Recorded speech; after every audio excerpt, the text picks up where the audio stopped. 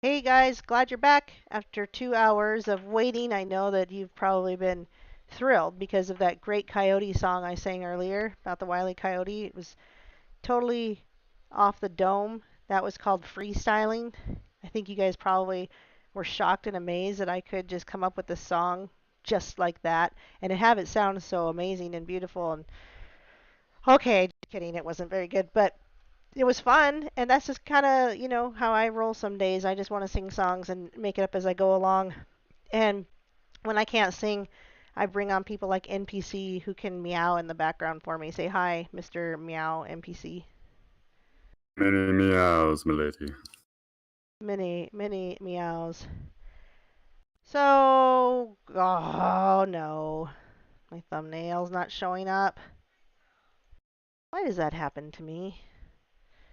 Oh, are we having? Oh, I know why. No, everything's fine. I moved some stuff, so I try to clean things up. And when I do that, I forget that I have to, move it back into the screen. So there it is. There's my. I thought I was having a frozen screen, but I don't. Anyway, we're going to talk about. Well, it's going to be mostly NPC, and then I'm going to have responses that are going to kind of go along with it because this is going to be fun for me because I don't know exactly what we're talking about yet, except for what I've seen Mr. NPC throw up in the Discord, which if you're not there, you should probably get there because that stuff is good information that we're sharing with each other. Yep, that's my phone ringing, but I don't need to grab that. So while we're just kind of gathering some of our materials together, NPC was telling me that he's been watching American Horror Story, and I won't make him get into it, but I don't know if you guys ever watched that show, but I stopped watching it when Lady Gaga started doing stuff like adrenochrome related, but I had no idea what it was back then. But that's how disgusted I was back then. Just interesting intro banter. Anything you want to say about that, Mr. NPC? Yes, and I understand that. I'm not encouraging people to watch stuff like that, but it's just that when you do, sometimes you do pick up on the things that they very arrogant and they celebrate their types of lifestyles, and we've talked about that karma thing they have too. Where they got to tell the goyim Hmm. what they're up to. So, I think sometimes if you're lucky and you have the eyes to see and the ears to hear, you can pick up on things um, and just let people know. It helps lend some credibility to the things we talk about. It's not just us, it's like them doing it. So we can cover that in a future episode, is more main topic. Yeah, I would like to check it out because I do watch stuff like that. In fact, one of my friends, Matt, called today and he said you need to check out the new Twilight Zones. They're actually really good. And he's like, and they're full of symbolism. So when he's saying they're really good, he's not like, oh, you're just gonna grow and learn from this. It's not like it's just something that some of us are entertained by doing. Is we'll watch them. You guys know that about me anyway. They know that I cover movies and stuff and try to show. Not it's not a Yeah. frequent thing, but yeah. Oh, excuse me. I probably ought to put my earphones in. You probably what? Oh, putting the earphones in. I got it. I got it. Oh, you're probably getting feedback from my ear, so it's I better. I was getting a little bit, but that's okay. We're gonna dig into the topic of fearing God before loving God. We were just talking about watching American Horror Story. I've also watched a show on Hulu called Into the Dark that has a lot of symbolism, and it's a little less scary or serious. It's kind of more goofy and funny. Now, it's supposed to be scary, but like it doesn't scare me. And I just can sometimes I wish I had someone to watch these things with at the time that you watch it instead of like making a video about it later, because it would be kind of fun to be like, who can point out the most symbolism, at the end, and like have your own little secret list, everything that you saw. Maybe I don't know. Like maybe sometime we can some like occult Jeopardy or something live stream. Yeah, that would actually be cool. Oh, we should do that. We should throw something up. Yeah, and then like not make it too long, right? Because everybody would watch it together. But we could put something up and then have A like couple of raffles or something, prizes or something. Who knows? It could be fun. yep, it could be Hey, really I fun. wanted to say So I had some stuff to add on the Donnie Darko thing. We could just do an episode on like media, or what you would find. There's several other things I can pull from too that I've noticed here recently. Well, I think we should because there's a lot more. Even I might be able to pull from it just when you get somebody else talking, you get ideas and they starts to click for you. Oh, and what I'm noticing in some of these is that there's an element of time travel. You know that there's the beast that was, is, and shall be. So we know that the Antichrist is somehow connected to time travel. How that's done, I don't know. It's an element we continue to see in these shows. We know that they're trying to progress toward that thing. And even remember that Trump has meddled with time travel, right? So, I mean, after all, look at the book, The Last President. They actually, that book was being fulfilled in a way because there were riots on Fifth Avenue Tower not long ago. Mm-hmm. Yeah, I upset. When you got elected, you maybe thought, oh, it couldn't happen, but like now, look. Right, you got, and I want to mention this. I probably mentioned it last night, but I keep upsetting people in the community of QAnon, not because I want to push back and be mean, but man, sometimes I'm like, how can you guys just sit here and say all these things are going on and yay Trump and all the plan, and then you find out like there's been some sex trafficking house that the community has been trying to uh, the attention of to the police, and the police wouldn't even put out an Amber Alert, and it took the community of people that lived there to go and find the gal couldn't find her daughter, and she had to go and find her own daughter. And I'm like, meanwhile, I hate to see these people sitting on their hands going, oh, Trump's going to save the children. Now I'm bringing this up, guys, because we're going to talk about some of these things. We've talked about it before. Where we're not mad, like we're not mad about QAnon and Trump. What we're trying to do is warn people that while while you think this is being done for you, it's not being done. Like I'm like, where was QAnon for these people? And then somebody's like, well, we can't be everywhere, and I don't have the resources. And I'm like, well, this was a community of people that had the resources. They got it done. So I just wanted to put that out there in the beginning. We're going to be talking about these things only as a warning to be aware of what is or is not happening. And unfortunately, these are the same people that say, well, if you're afraid to find out the truth, then what are you afraid of? I'd ask you guys if you're one of those people the same question. So as we dig on some of these people, I guess I don't know about this guy that you're going to talk about again. I think he was brought up in a Q drop or something at one point. So kind of a disclaimer. It made a lot of people mad today. Even a friend, unfortunately, I thought was a friend. So I just want to put out the disclaimer that we're not anti-Q and anti-Trump, but we're going to throw out the warnings, and I want you guys to just consider it. And if you think it's worthless, just move on. We get it. It's fine. So go ahead. I don't know how you want to start, or if you're ready to start, or if you want me to just keep mumbling and talking and carrying on. I can go ahead and, yeah.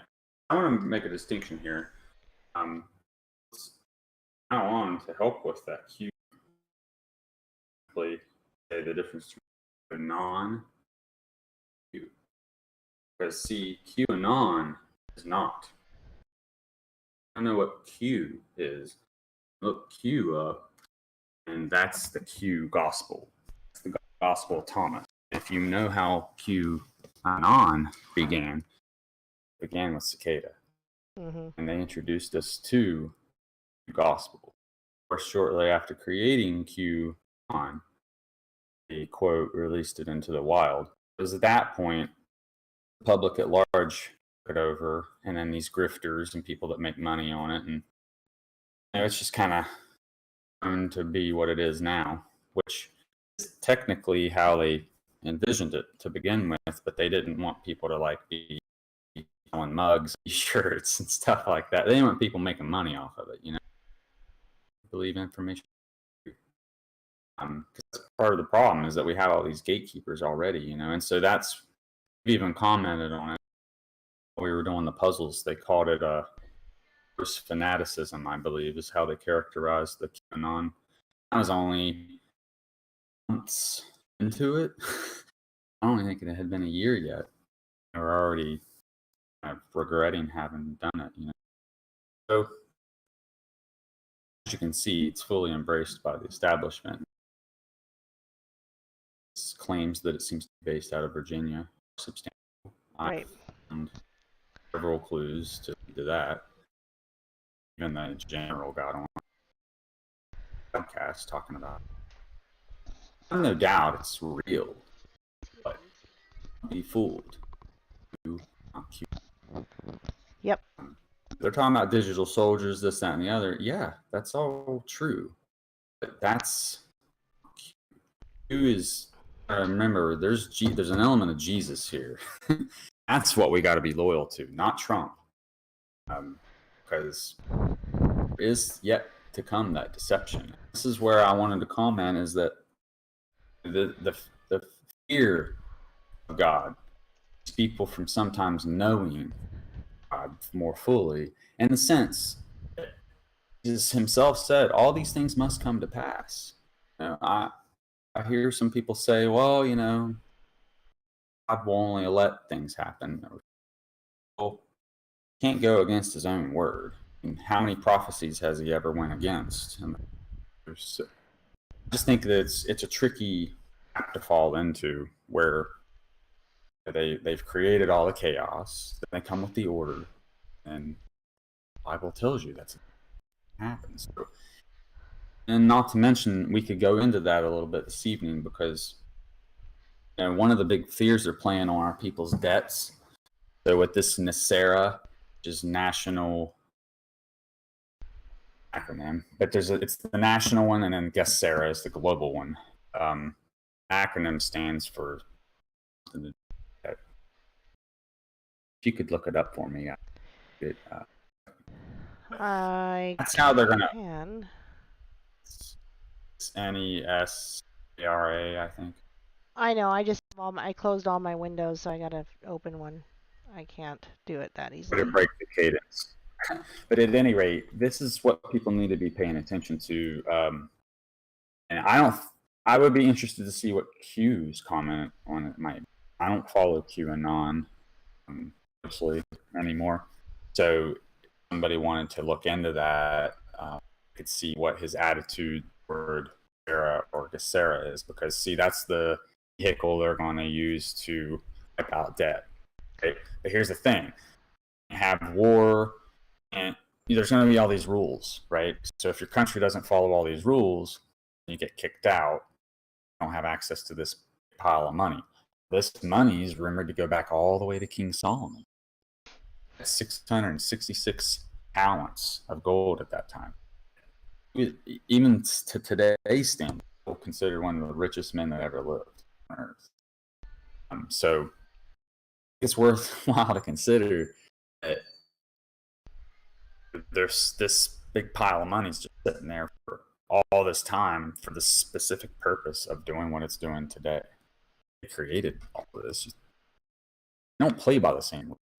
I mean, so for us, it is some type of constructed reality, and play with it however they want. They don't already filthy rich. What's it to them if they wipe out debt that doesn't really exist? Especially now with the dollar being so devalued, like anybody with common sense can see that the national debt's totally out of control, because even the funded debt is unmanageable.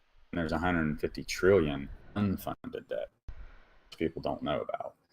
So with those extra liabilities, no other way aside from for socialism, which is what we now have, if they're going to start giving checks out to everybody, and then this universal basic income.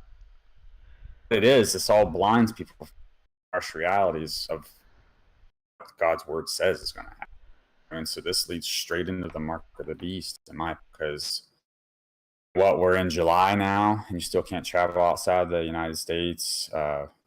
There's some quarantine restrictions. In my state, they're saying that we have to now wear masks when we're outside. It's summer. So, and here's another thing that dawned on me a couple days ago: St. John Baptist Day, and that's when all the lodges opened. The Lodge of Sorrow. When that got said, it triggered a memory in my head of like what it talks about in the Bible of the time of sorrows.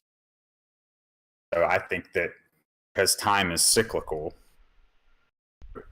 things that happen in the Bible, those prophecies are going to happen at the same exact time they're supposed to happen. It's just that we don't know which cycle is going to bring the fullness of time. So prophecies are sown like seeds, and it takes time for them to generate. I'm not going to say that you can't slow the thing down, because it does say that a generation is measured in 70 years, 80 if by strength. I think for sure we're in the last decade.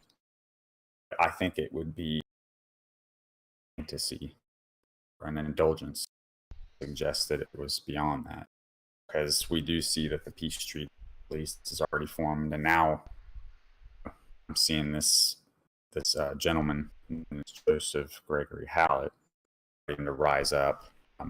He's apparently the king of UK, which if you do your homework, how Israel was formed, modern day state of Israel, they're actually crafted by the UK Rothschilds. So to boot, Jerusalem itself is a city-state. So it's a country within a country, just like the Vatican is in Rome. So Jerusalem and Israel to have that in common from the Vatican, people should really pay attention to that, because where else do we have that? Washington, D.C. states, right? We have all these weird city-states basically ruling the earth right now. So he's king, effectively, of all of these. And that's this guy, and you've got a couple of videos, but I don't want to click on videos necessarily because I just have to scroll through them. Okay. I pulled up a bunch of stills. What we can do is, and I got things from his Twitter account as well. Even released like a new logo, for instance, and it literally has the mark of the beast on it. So I want to share all this stuff for people now. Like, I don't hear a lot of people talking about this guy. And what really concerns me is that I first discovered him was on a QAnon platform. Yeah. These fellas were ushering him in. And I must say, when I watched, I think everybody should watch at least the first. It's so cringy. It's a dead giveaway, and I wouldn't be surprised if they removed it at some point. That one is pretty convincing, because I've talked to some folks and they get real upset. Like, you know how people get triggered over QAnon? Yeah. People are already getting triggered over this guy. Oh, I know. They don't even know. We already had a comment the last time we talked about it. There was already a comment about, oh, he's not. He's just saying he's christened. He's not trying to say he's the Christ. And I'm like, he's using that. That's what he's saying. Calls himself the Mashiach. Yeah, but that's the excuses. That's what they want to say is, oh, he's not doing that. I mean, how do you argue with that? You just don't. You can't argue with it. Okay, fine, he's not. Here's his title. He calls himself Ha Mashiach, Christ Messiah, King John III of England. Which, yeah. As you'll see on his logo, he sports 3 sevens, which is indicative of judgment. Then also John III, which he hashes like that is Vav Vav Vav. We'll go over all that. If you want to do a screenshot or something, I can. Yeah, hang on just a second. I gotta keep talking. I gotta help my daughter get out of here because she doesn't understand. No problem. What I'm telling her. I'll also give a couple. I'll talk about a couple more previews on the other topics. So, I also got some information I collected from a video 7 years ago. Jonathan Kleck does some really good work. Suggest you all go check him out. This particular video, he was comparing towers with some DNA stuff that I thought Erin might appreciate, because she covered the third strand gold ascension stuff. So really think that because we are finishing the 8-year cycle of Venus from 2012 to 2020, things like this, we really need to start going back about 8 years, looking at some of the news stories, because you can kind of see that that's what they do. They'll plant the seeds a little while back, and once the programming's had time to take root, have fertile soil, right? Fertile ground, then some guy like this to show up and try to usurp the throne and all, which isn't going to be a problem of all the pedophilia stuff, but he's going to have a problem at all with this guy just waltzing in. And since he's part of the same cabal, he's related. He's drawn a chart where he's related to all these other people, but he's just somehow hidden and not. Oh yeah, how convenient that they hid their own guy, right? Mm-hmm. So it's again, it's just another red herring. Because if we look historically through the examples in the Bible, what we see is that God is kings. Or they might be from the certain line of David or something, but David was a shepherd. It wasn't Donald Trump, kind of figure. Which can also say, well, then there's Cyrus. Okay. That's how some people are calling it. Cyrus kind of deal here, right? Except you know better because they got to look at their fruit, right? Not what they say. And some of his fruit's good. And that's the part that really is bad, is that the tree of knowledge of good and evil isn't all bad fruit. Some of that fruit is good. So you're going to hear these guys that are talking about Gestera and Nasera, talking about all the withheld patents. Trump's going to start releasing this and this and pure and everything. But guys, what does the devil always promise? Health, all these things. So if you're telling everybody they don't have to work anymore, they're just going to have a bottomless bank account and these new tents that they can get in and give up their DNA, but the tent can scan them and fix their organs and all this stuff. All this outlandish stuff. You're going to have your COVID bracelet and your chip, your quantum dot tattoo, and you're going to have to fit into their little eggs of society. I mean, I already said if the country doesn't, they kick the country out. So you think the country is going to risk being kicked out of this gravy train? Lucifer at the helm. So that's why the Christians are going to become enemies, because they're the ones that know about this, and they're going to be trying to tell everybody, and we're going to be the ones that is like a pre-pooper, so to speak. And the thing is, you're going to have to aggressively get off the grid, so to speak, even it. I think at some point it'll be more like consider you terrorists or something. Like if you don't get the vaccine, for instance, now you're a biological threat. Right. Yep. So, I know I'm sounding outlandish because I extrapolate ideas, but the thing is, like I said, go back 8 years to some of these videos and stuff, and right there it is. We're seeing the fruits of the seeds they've planted long ago, which in fact, the state of Israel is a tree in Matthew 24. It says it will not fruit. It will, however, leaf. And we just had summer. So the reason they call it the time of sorrow is just because from that day on, days get shorter and shorter.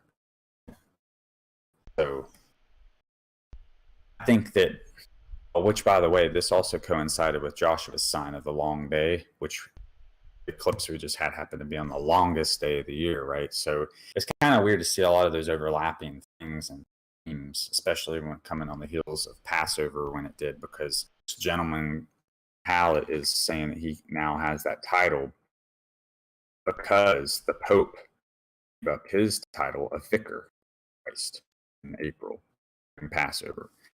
And as you know, the Chabad Lubavitch people, they want Moshiach meow. And so they, I had even seen some predictions, some of the rabbis saying that it would be in April. So it seems like you do a little bit of digging with this guy, even by his own admission, he said that he's been doing stuff with this paperwork and jumping through all these hoops and stuff since 2013, 2014. So really they've had him, and he's not hidden around, which is strange because that's right around the same time puzzles began, right before the election. Like, it does seem to be coordinated. We've even seen other puzzles come up and talk about like the Filipino health gold and all this, and that's part of Nasaragas era as well. So there are other puzzles out there too talking about the same thing. And I must say it's quite intriguing. So I'm not going to say that it's not true because there's too much to suggest that it is. Hey, I hope I'm wrong.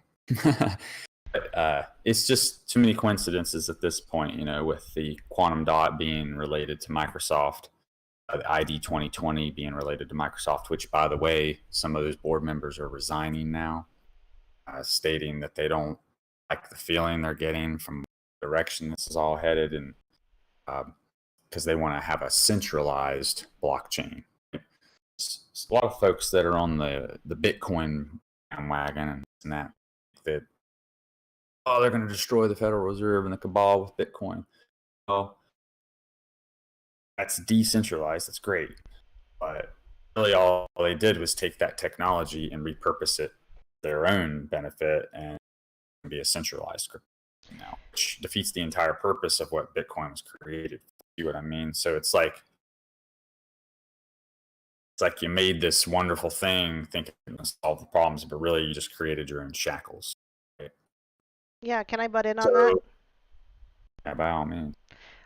It's kind of interesting. I see people talking about Bitcoin and selling it and suggesting it, and I'm not anti-Bitcoin, but I could never understand it because these are some of the same people that are like, oh, we're going to have 10 days of darkness. Or if you look at the amount of energy that cryptocurrency requires, and that how I don't know that we're going to be able to keep up with something like that unless we become You can't. unless we become the energy like that one bill or with that exactly. one Like right. Black Mirror episode. Yes. Yep. And like that bill or whatever that or Matrix. That 0606 thing from Microsoft or what? Yeah, like the Matrix, even worse, right? And The kinetic. There are wristwatches powered through kinetic energy by you moving, and those have been around for years. I mean, the thought novel, more novel than the coronavirus. Well, and the gross part about the Matrix was that you consume the bodies when they didn't need them anymore and just go back into the system. So anyway, with people who wanting this crypto, but they're scoffing at gold and silver, and I'm thinking that just doesn't make a lot of sense to me.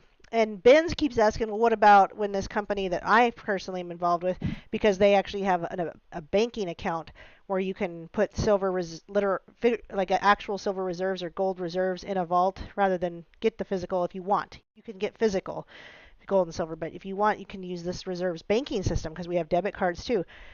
And Ben's is asking a good question. He's like, well, what if they take the mark or whatever? And I'm like, well, by then I don't think it's going to be at that point in the Bible where it says that people were throwing their gold and silver into the streets because it was worthless.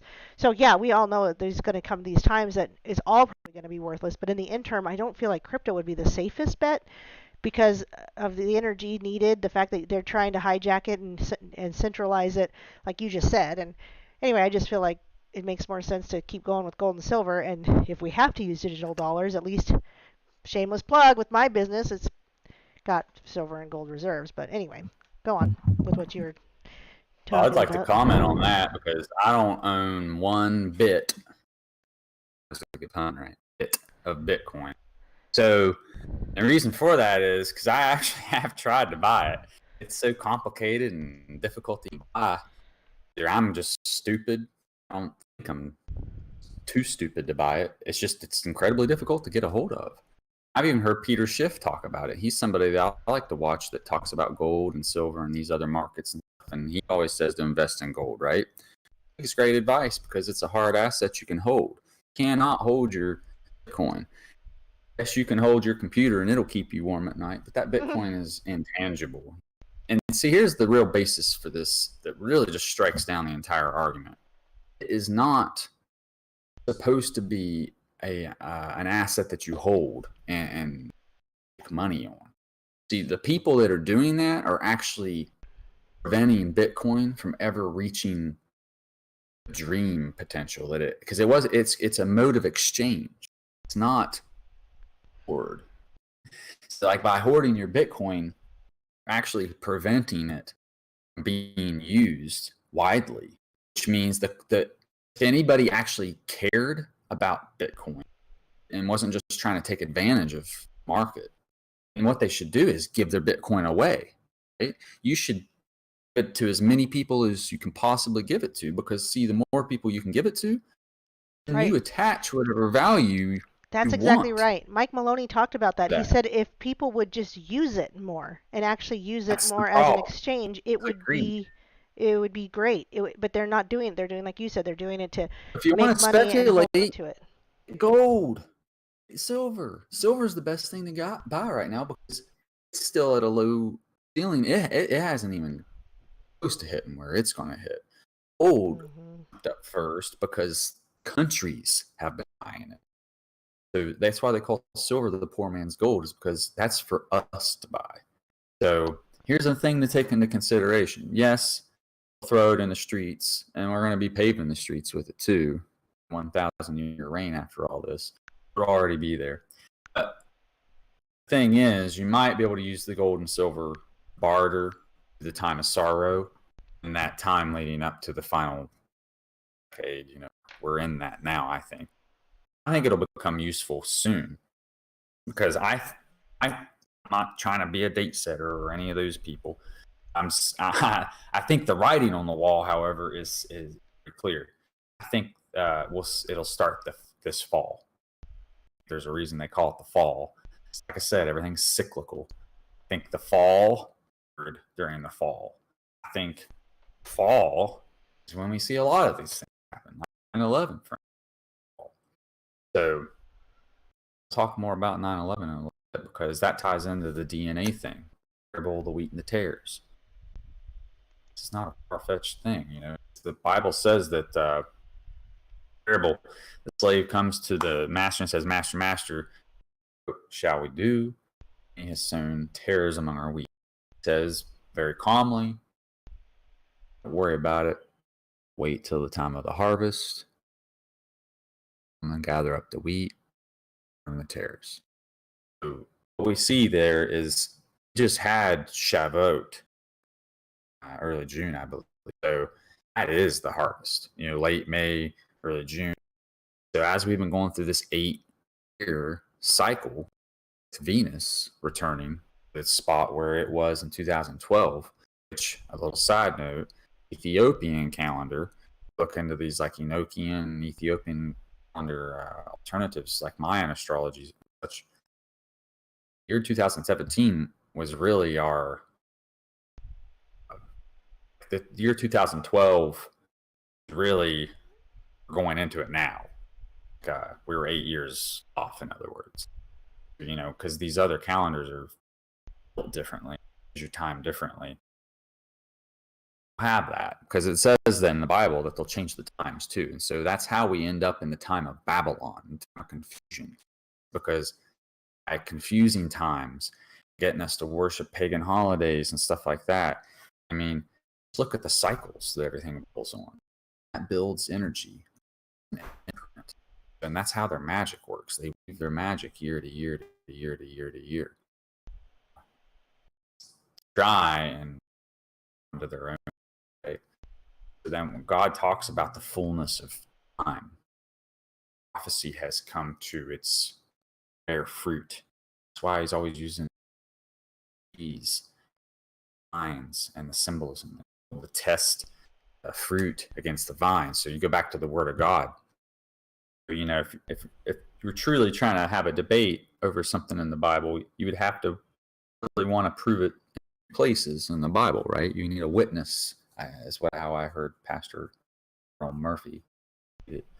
So that's good, yes. But the problem with prophecy sometimes is that it's somewhat vague and it's only revealing. It's like looking through a fence. You can see parts, but you can't see the whole, and it becomes very difficult to do that. And that's done on purpose by God. I mean, in Daniel, where he's telling him, seal up the book.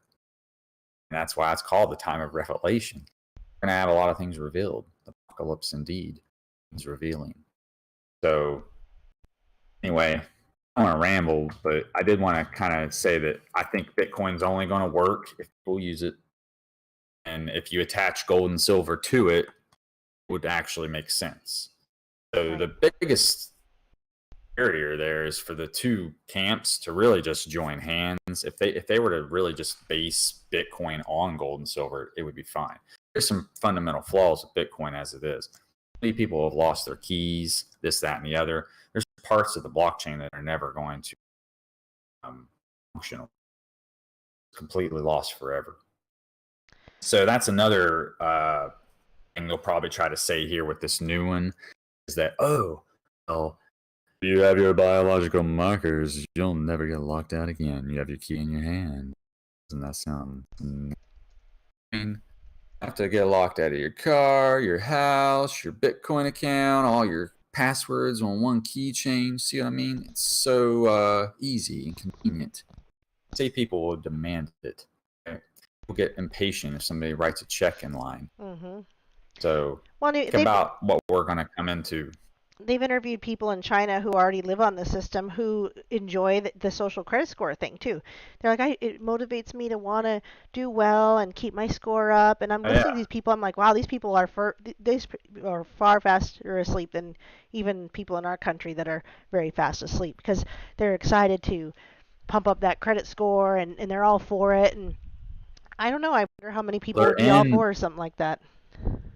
Here. You do realize they're in the land of the dragon. Yes, I do. I've said that. They are the country of the dragon. I've talked about that when I tell people how they're building that Hadron Collider that's going to be bigger than CERN. Yeah, dude. In fact, dragon gives its power or authority to the beast, right? And furthermore, Mr. Robot, another show we can cover want, because in that show it's about this hacker guy or whatever, and he's busting pedophiles, and he ends up getting tangled up with some various folk off the dark web, and it turns out this is person himself White Rose, but they're actually an ambassador, cross-dressing person, which is kind of interesting now if you think about it, with male character dragon. Anyway, they built one of those gadgets, collider type deal. So I'd encourage anybody that hasn't seen that show that's in QAnon type. What is it called? Espionage, hacking. Check it out. What is it called? Mr. Robot. Mr. Robot. Oh, yeah. Mr. Robot. That's right. Mr. Robot. Also has a strong emphasis on mental health, which let the COVID things afoot. Maybe it's an idea for folks to watch it. They can mess too. But what's interesting about that storyline is that cryptocurrency is featured prominently, and government kind of like strong arms, a corporation strong arm the government rather into adopting it, and there's like a big tiff about it. There's a lot of that. Kind of see like this is probably very realistic. Imagine Trump arguing with some nerd. I have a Trump coin or something like that. It's not going to be named coin. That's the thing. They don't want to. They're trying to get rid of it. In fact, there was just an article about they're getting rid of. That was just up there on the Jazeera article that I posted up. The news about how they're running out of coins, quarters and dimes and nickels and stuff, and they're not running out of that stuff. They just don't want us to use it anymore. The banks don't have to hold any percentage of any reserve, 0% reserves, if there was a bank run, but there won't be because everybody just trusts those digital dollars. In fact, I got to put somebody on the spot real quick, and one of my friends and 7K members couldn't see how I was trying to explain, like, he trusted the bank, but he didn't know if he should. There he is too. He pops in as soon as I start talking about him. But this is a good conversation because I understand why he thinks it took a long time for me to understand why the dollar has value, or why gold and silver have value and the dollar does not, right? So this is something I just thought the dollar had value. I couldn't imagine anything else having any kind of value. I didn't even question the dollar. So you got to say, like, now that the banks don't have a reserve whatsoever, but we're putting all our money into them, and we could have the option of putting it into somewhere where it has gold and silver reserve. And it was hard to get this person to kind of get that to click at first. Like, why? Well, I got to have my bank account because I want to use my debit card and do this and that. I'm like, well, we have an account, but it's got gold and silver reserves backing it. Whereas like Bitcoin and banks and all these other things, it's almost like fiat, except for I know it's not considered fiat for Bitcoin because of its inability allegedly to be hacked, and the value it brings because of the mining, kind of like physical mining for gold and silver. It's a human effort that gives things a value, and so it does have that value, whereas printing dollars has zero value because there's no human effort in it. So anyway, I would say that I'm probably getting off topic, and I want you to get back on topic because we're like 45 minutes in, and I kind of want you to get to the things that you really did want to talk about and not go off too much. But I want to remind people that Gessera is a new age movement, and they have been for years. And when these things are new age and they're pushing Georgia Guidestone type of stuff, it may sound good, it looks good, and it sounds good because they're talking about gold and backing it with gold. But again, they're not putting it in a vault for me. They're not doing it like my company's doing it. They're not having an auditor with security putting enough gold and silver or palladium or platinum or whatever they're going to have to use to back our new currency for us. They're not going to do it. So anyway, I'll stop going on about that. I don't think we've wasted any time at all. I mean, you got to No, realize this is the stuff that's going to be coming down the pike here right soon, and so. No, I don't we think we're need wasting time. I just my- didn't want to get off topic too much or take too long talking about it. Like I said, if somebody truly believes in Bitcoin, they should be giving it away and getting as many people to use it as possible. That is obviously not practical unless we're going to some hashtag movement to really get behind it. Otherwise, I would suggest getting rid of it ASAP, because if you watch Mr. Robot, you're going to see the kind of world. I mean, you're going to walk around in a cashless society using Bitcoin. I mean, how long do you think you're going to be able to make your Bitcoin last? Not bulletproof, just be eventually run out or have to re-up, and then when you re-up, you got to take the mark or something like that. Like it's a fantasy because it's playing on hopes. It's hopium, and then we get people buying it that want to make money on it, but that's not what it was intended. No, they're not Ideally, using it for what it was make contracts on it too, because that's the part that people really need to understand is demons love contracts. Mm-hmm. And so that's even how you sell your soul in this whole Hollywood business and everything. So you're making contracts on some of these blockchains too. So when you really start to open your mind up to the possibility that maybe there's something spiritual going on here with this stuff, you really got to start attention to that, because it's going to have all your information on it. Never truly leaves. We're going to start using these things for inventory management, personnel management. I mean, I even showed you, was it the last time I was on here, we went and looked at the whitehouse.gov website, and Trump's even done like the AI executive orders. Yeah. Yep. How many times did he use the word unleash an executive order? We talked about that a bit referring last time. to AI. Yep. Mm-hmm. If you're going to unleash, don't unleash inanimate objects. That's the thing. It says that they'll give life to the beast. You worship it and stuff. So that's where we really just need to get into this Hallett fella. Okay. Screen or something like that. Did you want to share your screen, or do you want me to just? Yeah, you said something like you thought you'd be able to share the screen. I'm trying to figure out how to do it.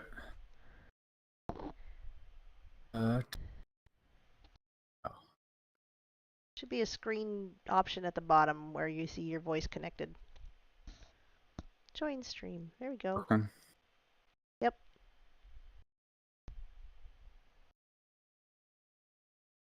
There's like two options. I'm not sure if I've got the right one. You see anything?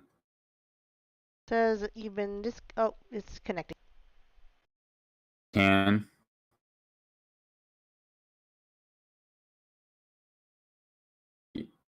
Tsar Nicholas on the screen. Yeah, do you want to read that for us?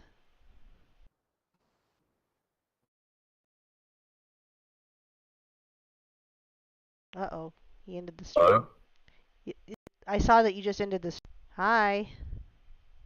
I couldn't hear anything. It didn't seem like anything was working, so I Oh. Yeah, I didn't know what to said, do. why don't you go ahead and Let read me that? try it again.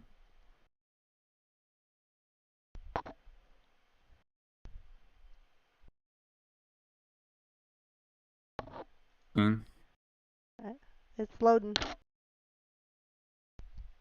Hello? Hi. It's loading. Hello? Hi. Hey, can you hear me or I, see it rather? I can hear you and it's Screen? loading. It's starting to load.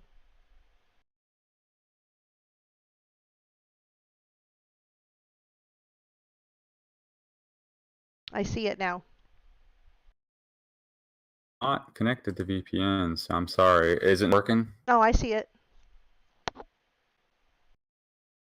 Oh, now you just closed it So again. ridiculous. Oh, anyway, you show it. It's in this particular channel here already. So if you look it up, Okay. Why don't you read that to us, or can you see it? go to the YouTube live text. Yep, I'm there. And I picked on the picture that you were trying to show. All the pictures are in there. Well, we'll just do it this way then. I'm sorry, guys. I don't, this stuff's always hassle.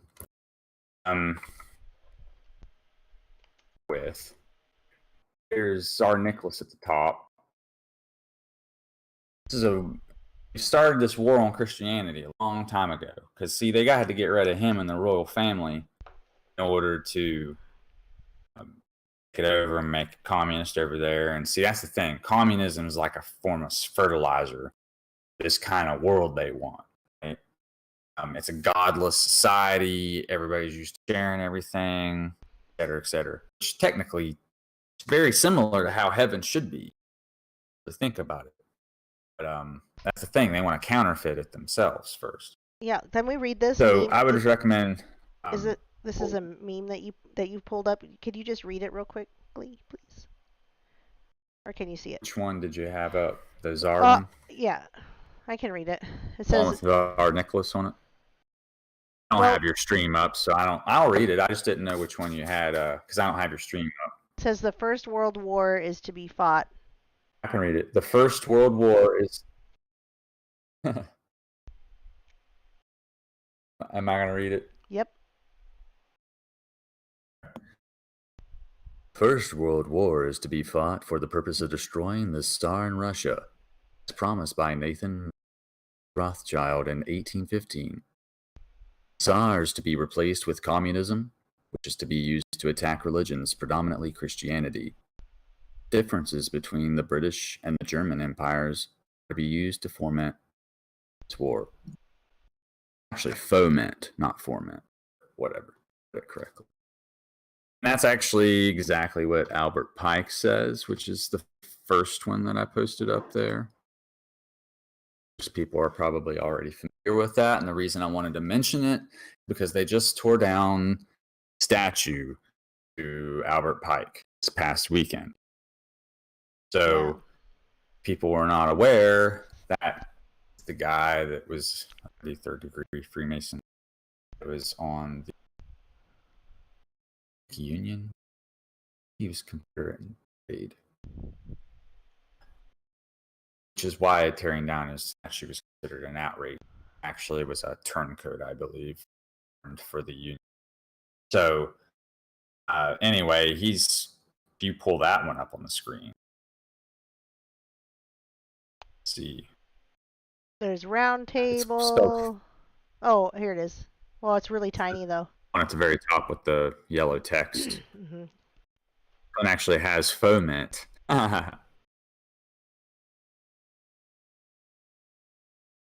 might want to read it. Would you like me to read this one as well? Yes, I would, please.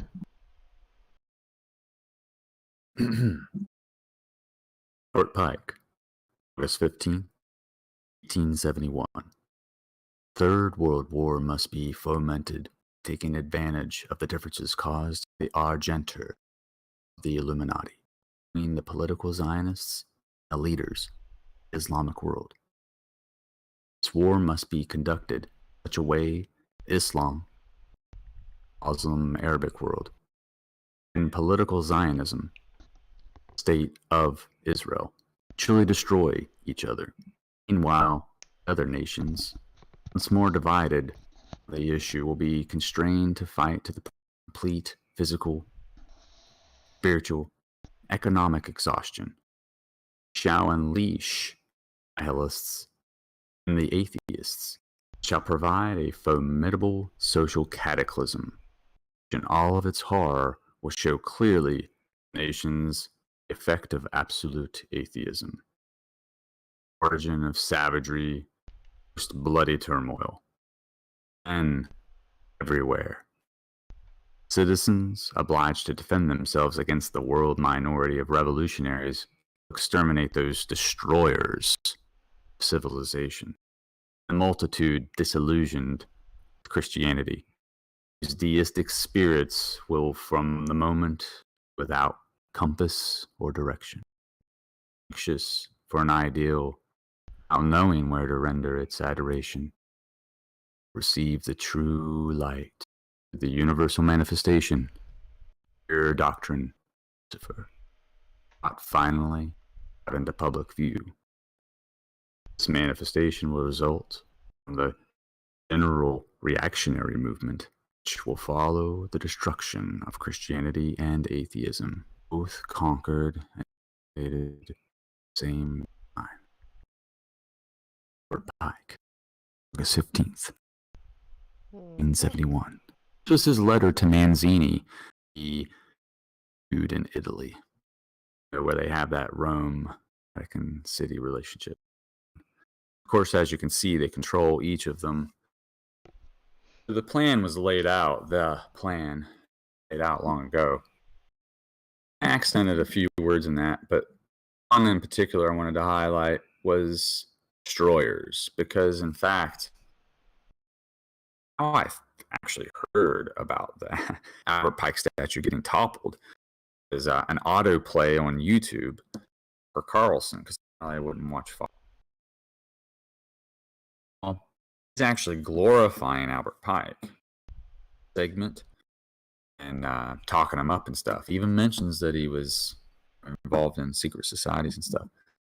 It refers to the people that are destroying monuments specifically as destroyers. I find this kind of interesting because that's also a word that was used in Donnie Darko, right? Mm-hmm. Or when he put the axe on the top of the dog head. Yep. Here it was said, but it's in that. So, I think that some of the maybe some of the movies are programming about how many people maybe are easily programmed by things they watch. So, all right there. Excuse me, you probably wanted to go into. What was the last? Did you want me to click on something? The round table is probably a one. Okay. Follow up with after. Oh, that one's nice and big. Can read that one. This one actually might. Yeah, this one's right after. Pike was 17th. So right after they killed this family in Russia, they hatched their plan, because that was one of their big obstacles, was Russia. Actually, when you read that letter, there are 3 parts to it. Is how they World War I designed to do this and all that. Up the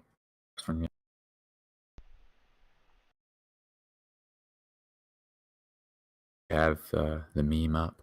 I have it up. The round table funded by the Rothschilds, Rhodes Milner.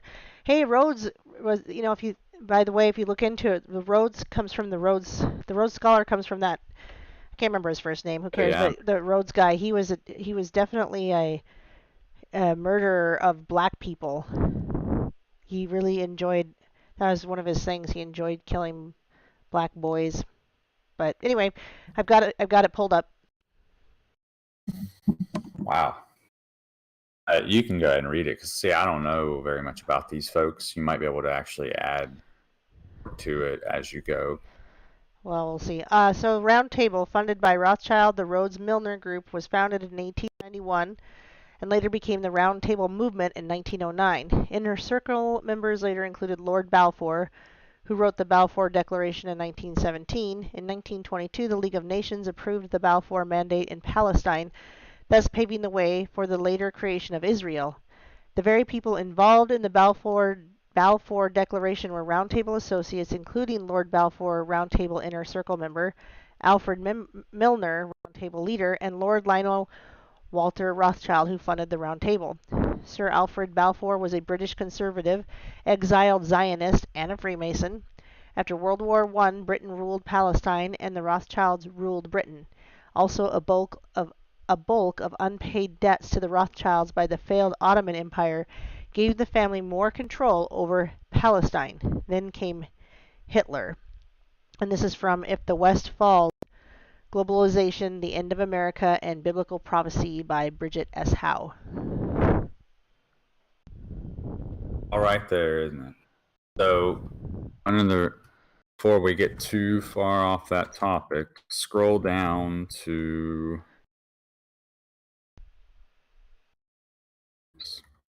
I guess I didn't post that one.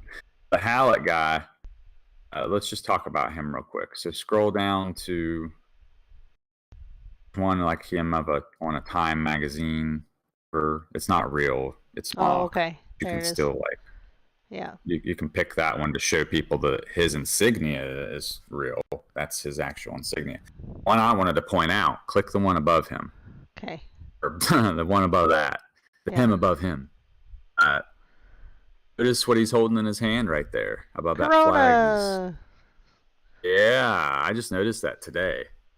And thought that was kind of weird because here you got the guy calling himself Moshiach Messiah, first of all, drinking a beer. Then it happens to be a Corona. And I thought, well, that's kind of funny because remember Tom Hanks and that the brand of it? Corona. Mm-hmm. That's right. And he has it all over his social media. And he has the 777 on his flag. So it's like they have to. Which, that's associated with God, right? That's judgment. Yeah. We'll go down to below the time one, and there's his new logo. It's called Aranga, like, which if you go up more spots, his Twitter posts, you can see where he's got like a king of UK dot something or other. He's got a website you can go to and watch the trailer for his new film or something like that. I just think it's so comical because he has like a media team and everything, and I really encourage people to look into this because he's got documents. I mean, it's all legitimate, unfortunately. And like bloody thumbprints from queens, seals, and all this. And what's really interesting is on his official letters, he's got a white rabbit. Represents like a blood lines. So you notice, and if you really pay attention to these heraldries, anytime you see animals, plants, trees, flowers, birds, pay very close attention to what species and colors are. It's all a language. So you can figure this stuff out a little bit more easily if you pay attention to stuff like that. For instance, if you notice his logo is water reflecting off of water. Right. So there again, we have the as above, so below thing. And if you go down, and he's got like we're going to talk about the two towers. Yeah, he's got like a chalice too. There's like, maybe trying to, I think, mock the that's Last to represent Supper. The bloodline. Right. Okay. Well, in this case, with the Time magazine mock cover, the cup represents Mater, mother, and the sword that he's holding represents the male line. So he's trying to be symbolic there. Yeah. But anyway, what I wanted to say was, if you go to the bottom here, if you notice his logo though, it's actually 3 sevens. The last one's hidden in the far side. 3 sevens. It's really meant to look like the middle there are real prominent. So if you go down, you notice like dealing with the 2 towers again. And Jonathan Kleck pointed this out, man. I like some of his videos; they're very insightful. But notice here the 2 towers have black lines on them in spots, and he's showing how it looks like DNA in a way. He was saying how this represented when they were basically opening the pit. This is when all the demons could start coming out. And what you can do is you want to be willingly possessed. You can do that. It may not take. So if it doesn't take, it could result in your death, or you just going crazy, which inevitably probably happens anyway. But see, the whole goal of the 6th epoch is to finally get bloodlines that were pure enough to receive spirits and not like crazy, because symbiotic relationship, see, like human wants to survive. It's a parasite in this. So this whole tower thing represents that. He was saying, which is kind of interesting because this is a video from like 7 years ago, and if you look at some of his stuff now, very consistent about it. Yeah, about how the spirits work, coming doesn't up change from much. below. And I don't understand, but it's still, what's essential here is the premise is pretty solid, because you can look at like the Agartha of real stuff. Enough to substantiate that aliens that everybody is expecting are not going to come from above or whatever. They're going to come from below. And we have to look far for stories about UFOs, even a long time ago, whenever Admiral Byrd went onto the South Pole at war with the Nazis, which we were just talking about there with the round table thing. So it's all together tied, and in fact, his big thing right now is this round table thing talking about, where he's got like his guillotine, but like watches back for spies and stuff, like all this. It's just getting ridiculous, and he's got like everybody's with swords pointing at a circular table. So if you just saw right there where you just read, table is. It's British and created Israel, and that's exactly what he is. He's the king in Israel now. Effectively. Oh, I was going to comment on something and I lost the thought. What was it? Oh, the decapitation. That's part of the Noahide laws. The Noahide laws want us to be decapitated. That's a big way they want to act out. There's something I learned here recently about that. One of the things you can be executed for is using God. Yep, exactly. Where it says God and Lord in the Bible, that's because we Goyim aren't privileged enough to know. So when we have our prayers are technically in vain. God knows us. And that was passed. It's hard to get to know God when you're not using His name. That was passed to be able to use guillotines to cut off our heads, because they were trying to say, oh, that's the most nicest way we could enact this punishment or whatever for death, when really it's kosher. Yeah, but it's totally not for us. It's not, that's been. I know. I'm just. It's a joke. Yeah. So, right. This animal can't suffer, right? The beast, if you take the mark, you can't suffer. You're a beast, right? You can't suffer and beast. So I'm telling you, what do you do with beasts? You vaccinate them, you tag them, mark them. You do everything for them. It's the whole point. And, oh man, you should play the parable of the cow and the cicada if you don't mind. We never do that. Oh, no, I don't think we did. Hold on. I can find it, or if you have it on your computer, you can play it. I don't. That would be perfect. I don't have it, but I can. If you can drop that one to play, that'd be probably Absolutely. better. Because then I've already got my headphones hooked up through Discord, and we can do it that way. But I can just kind of explain what it's about. So, actually, this is a story about cicada. How? If people really want to know how QAnon began and they're all about cicada, really reveal character about them. Listen to this parable and very much what they're about. In fact, we'll see.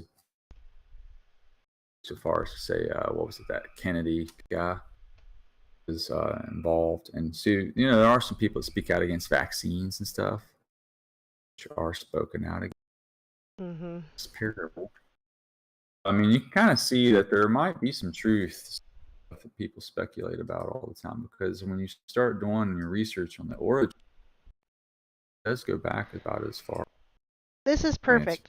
This parable is perfect because I just had, people blocking me on Facebook or questioning me about why aren't we should be able to go in and help some of these people. And I kind of brought up this parable about the grasshopper and the ant. I'm like, we've been warning these people who live and vote in cities that are going to be taken over sooner. I'm not saying they probably all will. I don't think any of us are safe, but at least some of us have a little more time because we're not just sitting, as a leftist in a leftist city, still trying to live a leftist life and then having everything crumble upon you.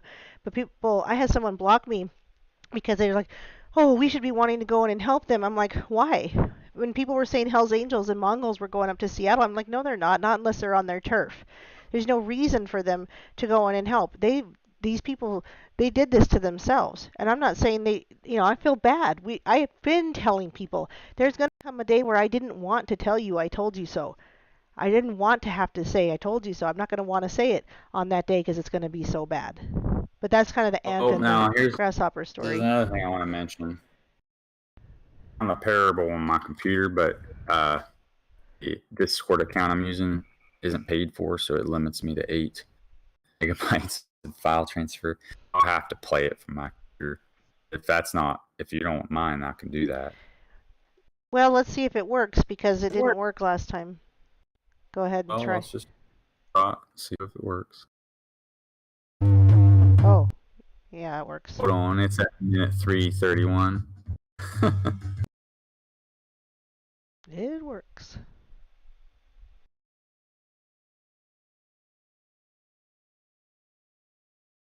Thank you for the intermission.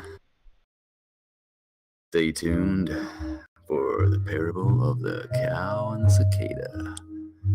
We're listening to the Aaron Moffat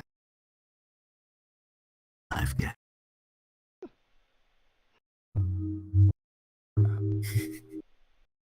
It keeps coming and going. I hope it plays smoothly. I gotta aim it at it. Can you hear it now?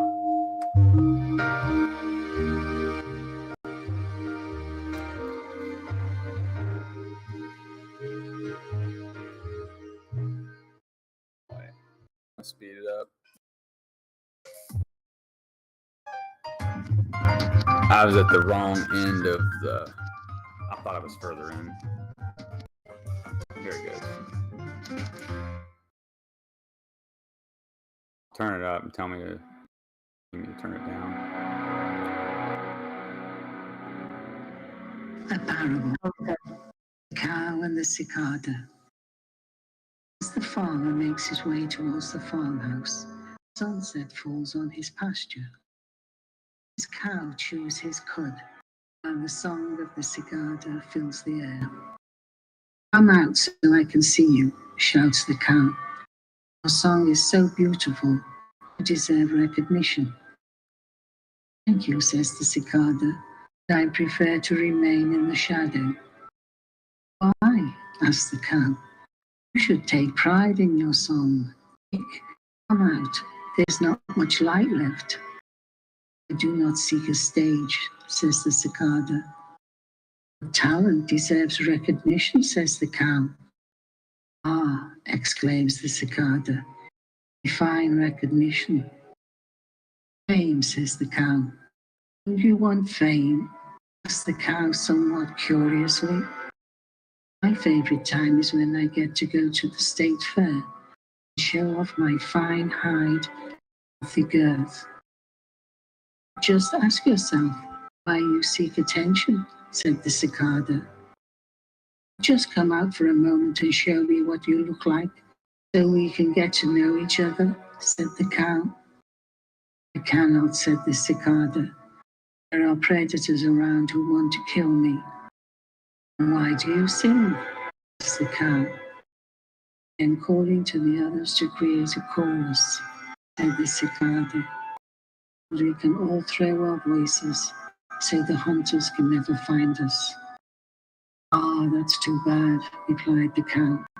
I have a good life, and praised for my milk and the cheese I provide. The farmer gives me an easy life, full of sunshine and grass. What more could I ask? Oh, my friend, said the cicada, one day your farmer will introduce you to the knife. Nonsense, replied the cow. The work I go through is an occasional injection. They are to make me strong, I think. The farmer protects me and provides me with all my needs. I choose not to rely on what a farmer can provide. I prefer freedom, replies the cicada. I possess nothing except my song, and even that is to be shared. I choose not to depend on the farmer, and I do not trust his workers, his injections, his sprays, or his empty promises.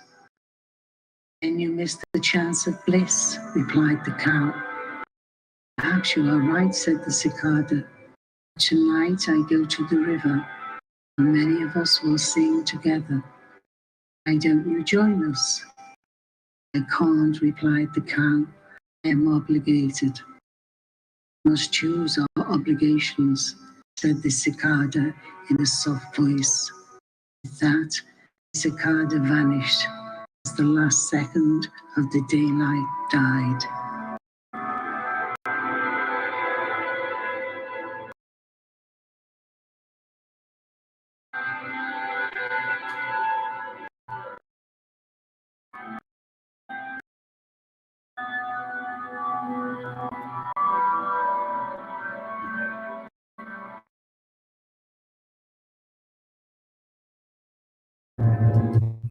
And it begins the second part, which is piano.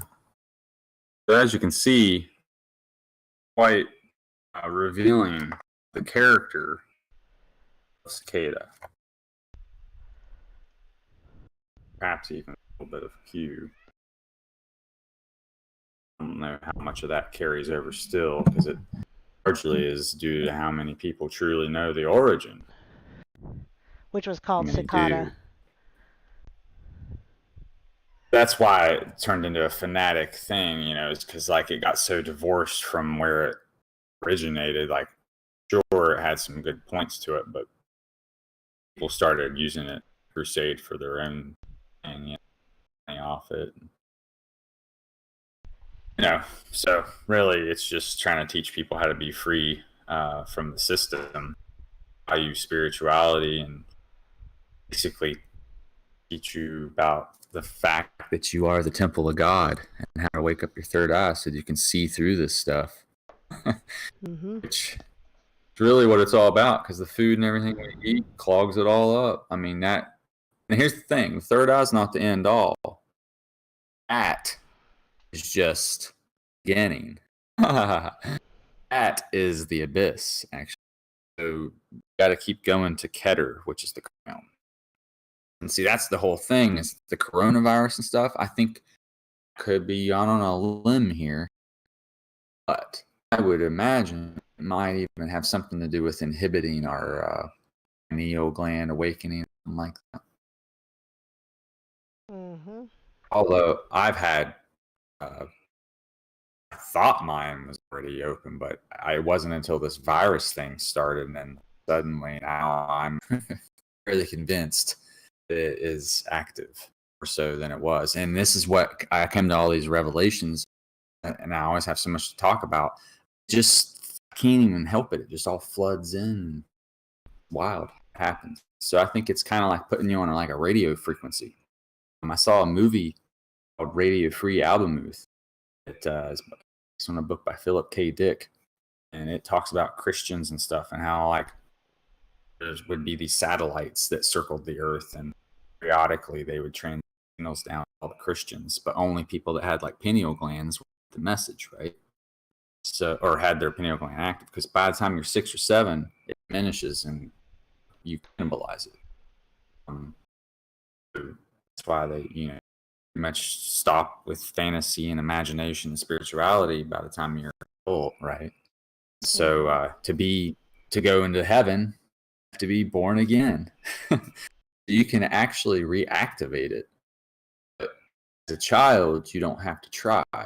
That's the way it is. And it forms at 5 weeks. And that's when the gland first manifests. For it to be so early and manifest shows that it is important, I think, because it receives the blueprints. Like it's a direct line to God. That's my opinion.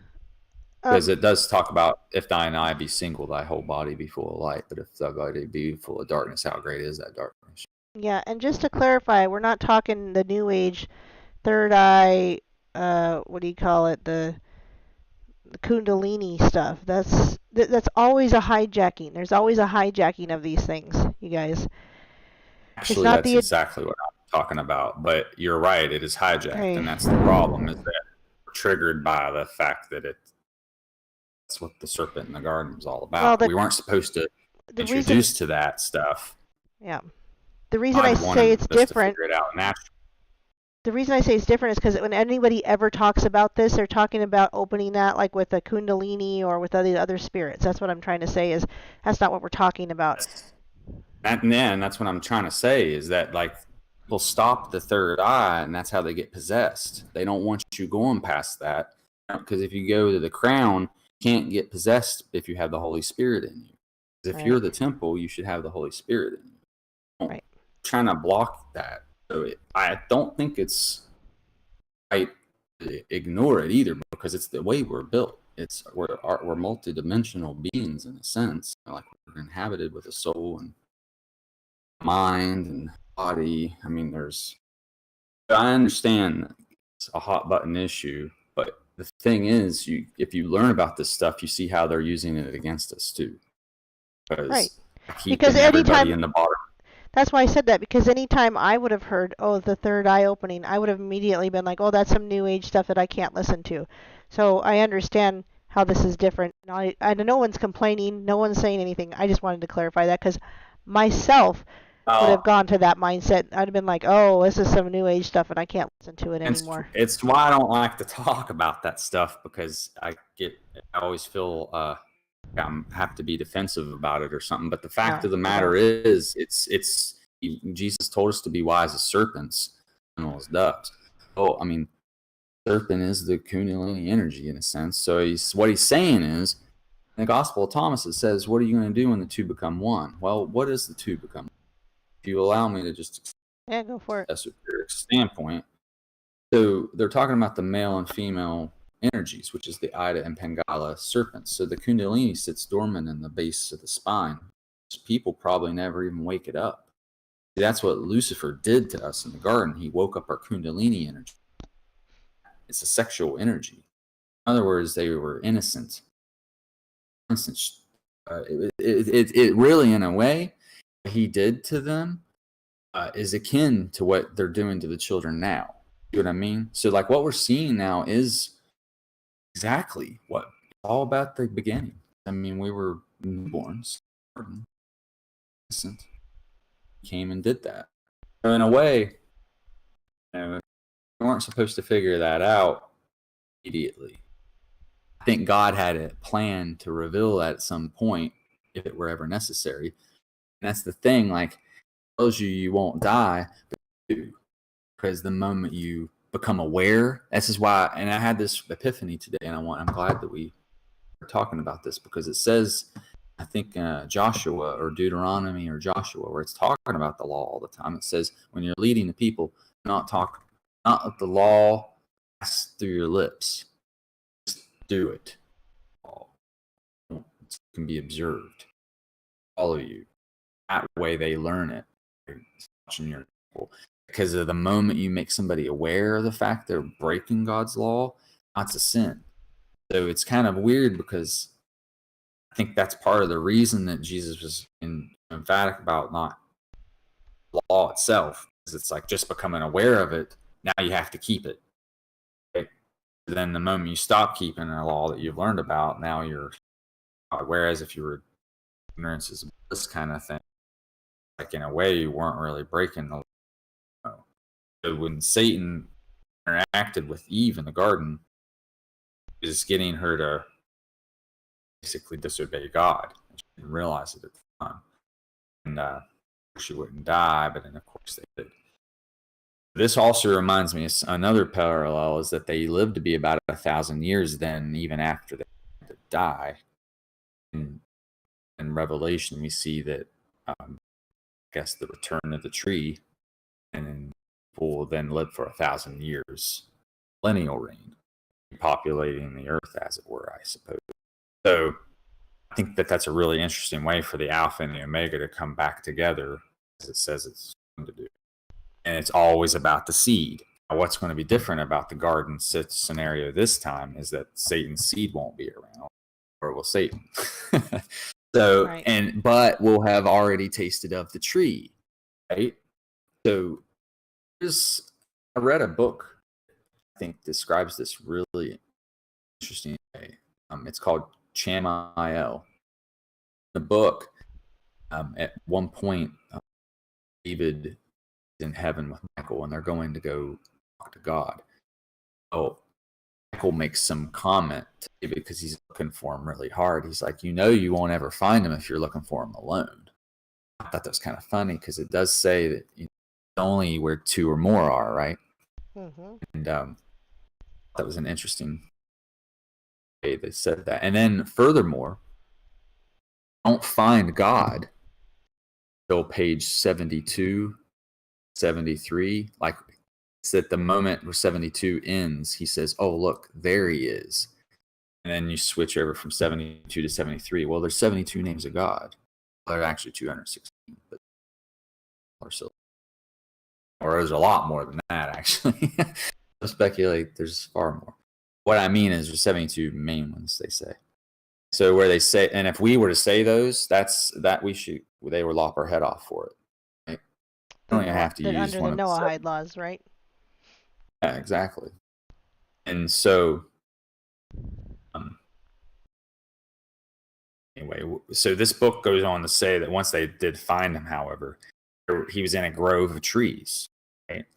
So on the left path, there was it's like there was one path where the trees were left completely alone. Right? They were just allowed to grow wild, like it was in the middle or something. Is where they manicured them. On the right, they did something else. So like it's like if you've seen the pictures of the Separate Tree of Life. Yes. Basically how it was designed. That's where they found them, right? And so, because it says God makes evil and good in Isaiah, and that does all these things, this perfect balance. But the book was trying to explain, like, with trees too, and that if you were to compare the tree of life with the tree of knowledge of good and evil, well, tree of life, the path you take on that is different. Everybody.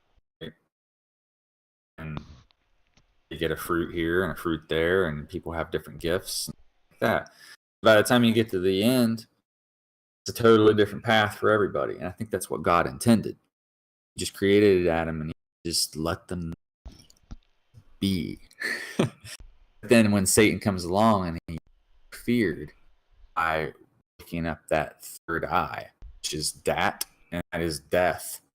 So the thing is, that's why it says in the Q Gospel, it says, oh, if you make the two become one, what will you do then? Because Some people become wolves and prey on. Now they're hyper intelligent, connected into the spirit realm. If I got a demon or something, whatever, dealing with the Holy Spirit. That's what it says then is you can speak to the mountains and say, be thou removed, and they'll be cast into the sea, because the Holy Spirit, Christ's blood, has authority over all the other kingdoms. See, the demons are associated with animal kingdoms, different sorts of animals and stuff, because they're described in the Bible as being all sorts of different. Right? When you really start to get down to they're actually like mixed animals too, of like 4, chimeras. 5, yeah, chimeras. Exactly. So that's why we're not supposed to eat blood, and shouldn't even do that. You know, the point being is that that's how the demons and impurities get into you, through the blood, and because then you're tuning yourself that vibration, like by keeping that stuff out of your body and open. The law was designed parasites and impurities out of your body so that you wouldn't attract stuff. So when you start to think about that, you think heavy metals are. So that's how I think demons can kind of get into people's bodies. It's like if we don't have a clean temple. Right? So I think that's why fasting and stuff is important. It's because we need to kind of divorce ourselves from the whore of Babylon, as it were. And once in a while, we just gotta disconnect from. Which is what you and I, which is what you and I now call kind of going back to the blue pill, also, as well, because you get into a state of exactly where you can, especially fasting, you can get into really, I think you can get into more focused prayer and worship too, with some of these, with the cleansing, whether it's fasting from food or other cleansing methods, where it's just time where you're just spending extra focus on your worship. But anyway, I kind of do that throughout the day multiple times, where I'm especially alone, where I'll be alone. But if my kids are around, I'll try to do that too, where I'll just take a moment of extra focus. And I think fasting can, at first you're kind of, it's crummy, right? It's crummy with the fasting, but then you get into this mode where the Lord will take over and provide for even that hunger pain, and you can get into a focus of prayer and worship, I think. And that's where, and see, that's the whole point here, is that we're already doing what these other folks are doing, but they're courting with demons instead. Mm-hmm. Right? So they're staying in that. See, this is the big difference. I'm glad I forgot to mention. So let me mention this real quick. So when the two become one, when the male and female energy become one, you produce the child. Right? This is the age of Horus, conquering child, all that. Right? That child alone is just death, because it's undisciplined, holy terror. Now you're just a intelligent being. It's undisciplined. You think, oh, everything's okay, and see, the Antichrist is going to come as that. Mm-hmm. Everything's permitted. Everything's love. The discipline of a child, basically. But it's just foolish, because although you have to be reborn to enter the kingdom, you are being reborn, because you spare the rod, you ruin the child. You take it up to the Keter, which is where the word of God is, and that's the structure for the child that's reborn. Our reborn individual, all of a sudden, liability to yourself and others in a way, if you don't have any kind of structure, right? So that's why it's dangerous to wake people up sometimes with the red pill, and that's why I was trying to tell you got to temper that by giving them a blue pill with it, because you just feed people red pills all day and then you walk off without them having that support. That's that black pill experience that we talk about. It becomes negative, and they start to feel isolated and hopeless and stuff. And that's the thing, is the Bible offers encouragement and hope. That's the whole point of prophecy, is to have prophecy, we'd have no hope. Jesus Christ himself was a fulfillment of prophecy. So see that even the people that didn't believe in God believed in prophecies, because they tried to kill him. Right. Knowing he was coming.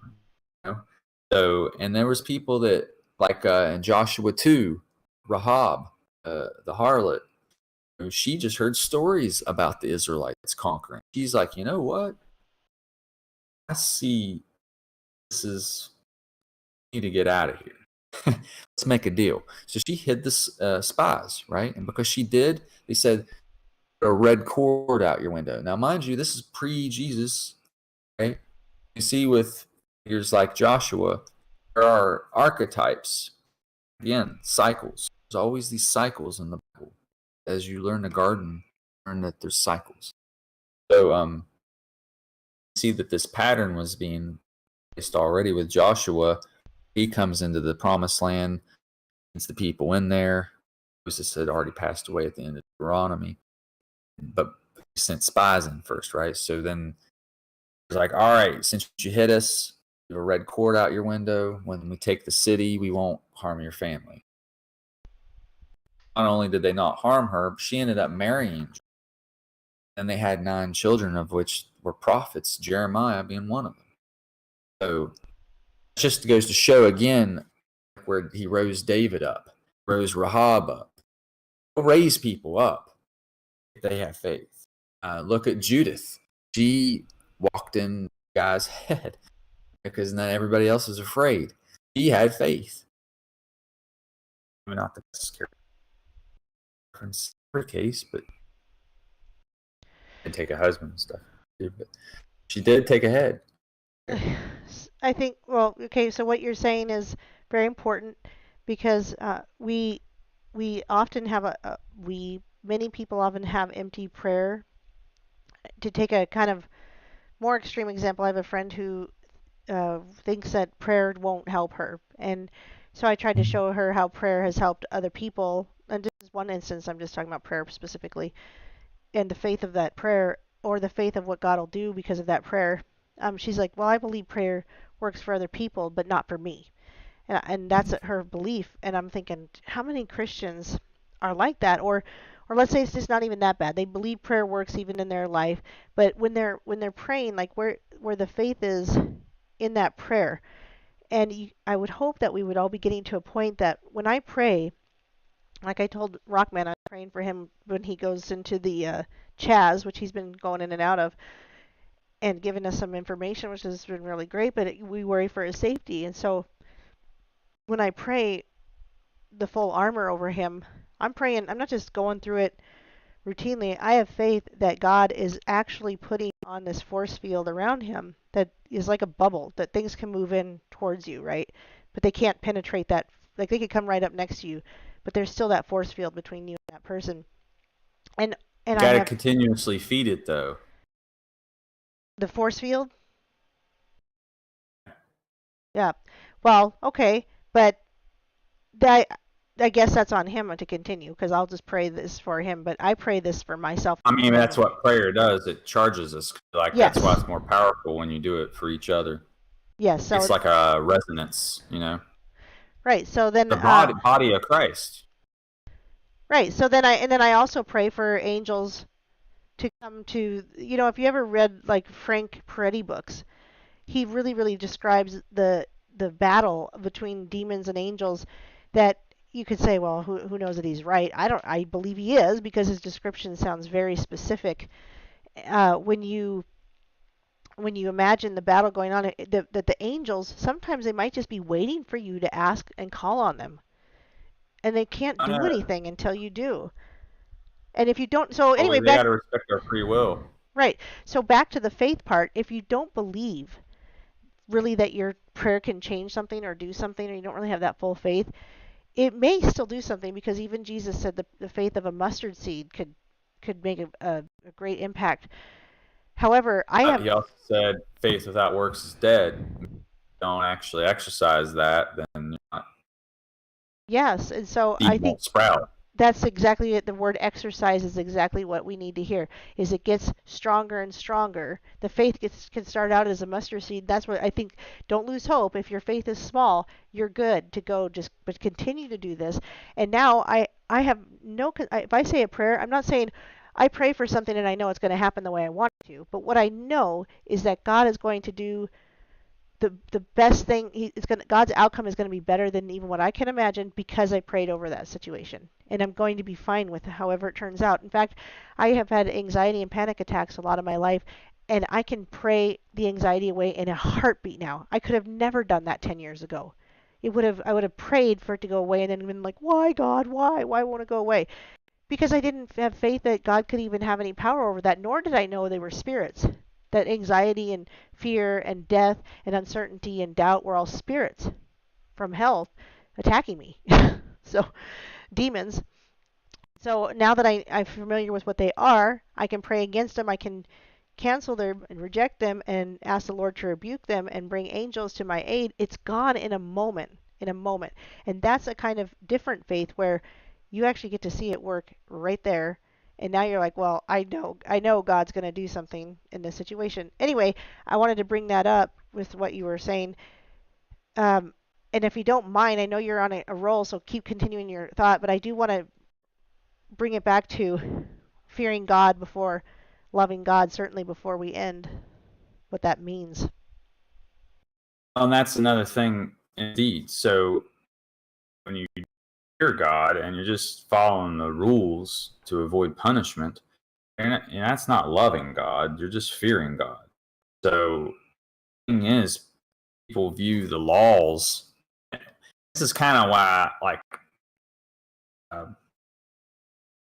so, like, for instance, when it's like the more faith you get, you start to think, well, I want to please God. So, like, I know we don't have to do the laws, but I want to do the law. Because then you start to get curious. You're like, why is he telling us not to do this stuff? Because, like I've said before, God says, just love other, okay? That means just don't burn the house down while I'm gone, please. Right. That doesn't mean that's the minimum. That's the minimum, right? I mean, that means the maximum. You can still clean the house, do the dishes, and like all the other things too. That when God returns to the garden, very pleased, right? Right. So this is, and I heard something on a podcast that you did recently. I wanted to mention is there's that attitude I see sometimes that we're late in the game. We got to just focus on our own or me, whatever, something like that. And I just wanted to mention again that in the parable of the vineyard, Jesus himself is seen as the gardener at the base of the tree. Lord, Father, returning to the garden each time, seeing that this fig tree is barren, because little does he know that the gardener has been gathering the first fruits, right, and fertilizing the base of the tree. I don't understand perfectly the law of first fruits because there's a mystery in there. I do know that after 3 years, that's when you're supposed to take the fruit then, because you give the first 3 years to God. You also give by giving it to the base of that tree. If you take the fruits off and eat them the first few years, you're never going to have good fruit. Mm-hmm. But if you store that fruit at the base of the tree and let it fertilize the tree, by the time that 4th year rolls around, now you got fruit. And so would the Lord have been more pleased had you pulled all the fruit off at the first 3 years, or is he more pleased when he comes and you actually got some big fruit? So again, this goes back to the Q gospel. There's like 30 different parables probably in that, but one of them talks about the biggest fish, right? It's kind of like that. And I wanted to get also this. There are certain things that happen to you when you activate parts of your brain or whatever. And one of them can be like ears ringing. For instance, my ears have been ringing for 3 months now. Solid. Mine ring all the time. All the time. Yeah. All right. Well, I'm glad I'm talking about it then, because I just thought I was going crazy. So I keep hearing people on the internet talking about it, and I was like, oh wow. So like, Bible talks about if you have ears to hear, right? And well, if I went to the doctor, if I went to the doctor would just say, oh, you're probably losing your hearing. That's one of the first signs. Don't listen to them. I know, but go on with what you're saying. They don't have the ears to hear, apparently. What happens is when you have a loving relationship with God within, it starts to change your brain. So like you got a bundle of nerves down in your gut, you got a bundle of nerves around your heart, and then you got a bundle of nerves in your brain. Like when you were able to unite all three of those, basically just create a good channel, fully alert and awake. Like when you're praising God and singing, you're exercising that throat chakra, and a lot of people, that's the block from to the third eye to the crown. So like speaking out the word of God about it, loving God and praising God and doing all these things, you start to really activate parts of your brain that you didn't ever know you could. And that's where this joy comes from, you know, elation. Right. People get drunk on the spirit, meow meow, because here's what we're doing. Think of your head as a cup, okay? And it says if you want to clean the cup, clean the outside, you clean the inside, right? As you're cleaning that cup, whatever you're doing to your body, fashioning a cup or spirit to fall into. So you want unclean spirits in your cup, like the whore of Babylon carrying her chalice of abominations and unclean spirits, or do you want to fill your cup with the Holy Spirit? Right? So if you tune yourself with God, and this is, I'm glad I remembered this. Where you were talking about your will, praying about your will or whatever. Well, that's what Donnie Darko was all about. That if you get into God's channel, it's going to take a lot less out of you. Right? So that's the thing about Satanists. They always want to say, what is it? Love is the law, do it thou wilt, or whatever. So they're saying their will is what matters, right? So you're just swimming against the current, my friend. That's why they look like they're aging twice as fast as they should, and they're eating people. That's another thing I want to make quick. I know I'm jumping all over the place, but that's what you get with me. Yeah. So eating flesh, eating the blood, activates your fallen angel stuff. So like these people that are eating people, there's only like 3 types of flesh. There's like people flesh, animal flesh, and bird flesh. And fish. Technically have fish without any real problem as long as it's not a scaleless fish. So if you want to eat meat, that's your ticket right there is some fish.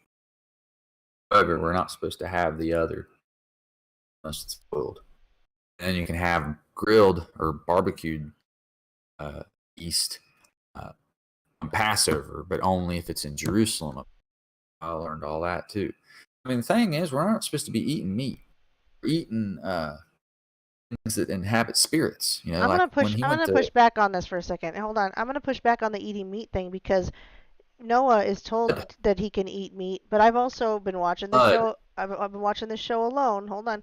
And I've been watching this show alone, and I'm watching these people just become totally depleted if they can't get meat. So we were created to survive off of the earth, but I'm watching these people just be now. I know you could say, well, that's because they're programmed because they grew up eating meats, and now their body's programmed to need it, and blah blah blah blah blah. But I'm watching these people just be like, you cannot survive on just like shellfish and or what do you call it? Actually, shellfish lipids. is considered unclean. Okay, you can't just survive off Let lipids me and vegetables and greens and stuff of the let me forest. make a point, please. Yeah. So you mentioned Noah. Oh, the covenant he made was actually regarding this meat stuff. So it's not that you can't have meat; it's that the blood. That I was trying to, it's not the meat, blood. That's what you not want to eat. Blood. That's what carries the demons and stuff. I mean, Okay, like, look. gotcha. I mean, when they sacrifice, that's what it's all about. It's the blood. I mean, even with Jesus, it's the blood. So you're saying if you eat meat, it's just got to be fully. I'm asking you to clarify literally because I don't know. It's got to be That's what I was fully trying to do. So it has to be boiled, is what boiled. it It can't is. be grilled. Except on the Passover, and that's only in Jerusalem. I know it sounds wild, right? Like that's what I follow this guy that studies this stuff very closely. And that's what he's talking about, and like he laid it out pretty plainly. And it's the thing. Look at our teeth. We only have a few canines as is. So be eaten. Oh, I didn't even know there was fireworks going off outside. Oh, I I just was like, pulled what them are you off. I was like, shooting a what gun? is going on? I was like, good are you Lord. shooting guns over there? Oh my gosh, that's a Oh. fun little lively You change. hear anybody in my house, you better tell me. I have headphones. So, Well, where was I? well, you were talking So- about the meat, and I just want to intervene too one time.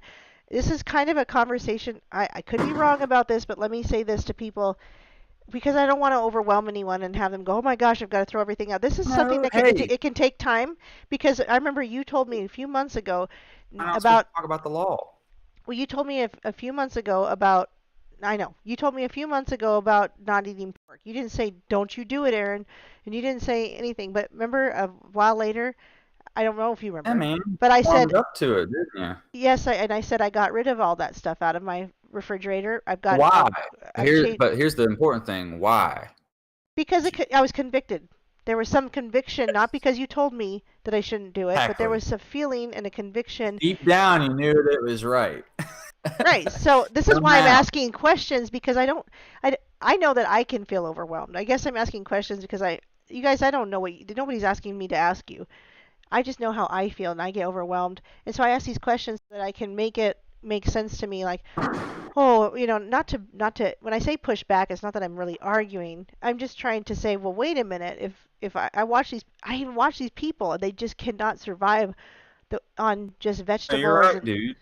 Yeah. The thing is, you can't survive on a lot of what we call food these days. I mean, that's the whole point I'm trying to make is that we're loading our bodies as such. I mean, you'd still be better off not eating meat as long as you were eating nutritionally dense foods. Like, for instance, try very hard to avoid meat. It becomes almost to the point where even though I don't eat pork, which is a very popular meat, but it's really hard to a restaurant, and once you start realizing like that's the whole point of fasting.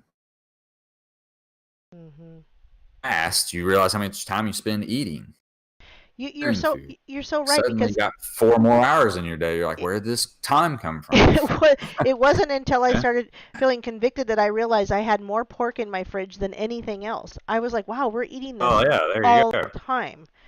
And that was another conviction. I was like, why am I eating this at almost every meal? We need to start cutting it out. Now, I still have meat and beef and chicken and fish, but I was able to cut out pork entirely. We'd never eat it anymore.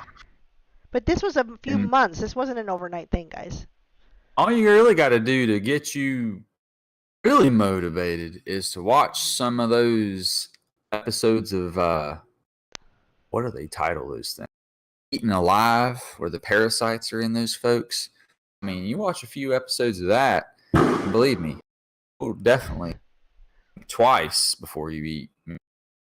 I think definitely that could have been one of the things you said too. That could have been one of the things you said where I was like, okay, here's the thing is I argued with myself for a while too. I was like, well, but we've eaten all this pork and we've never gotten anything before. But then I'm like, and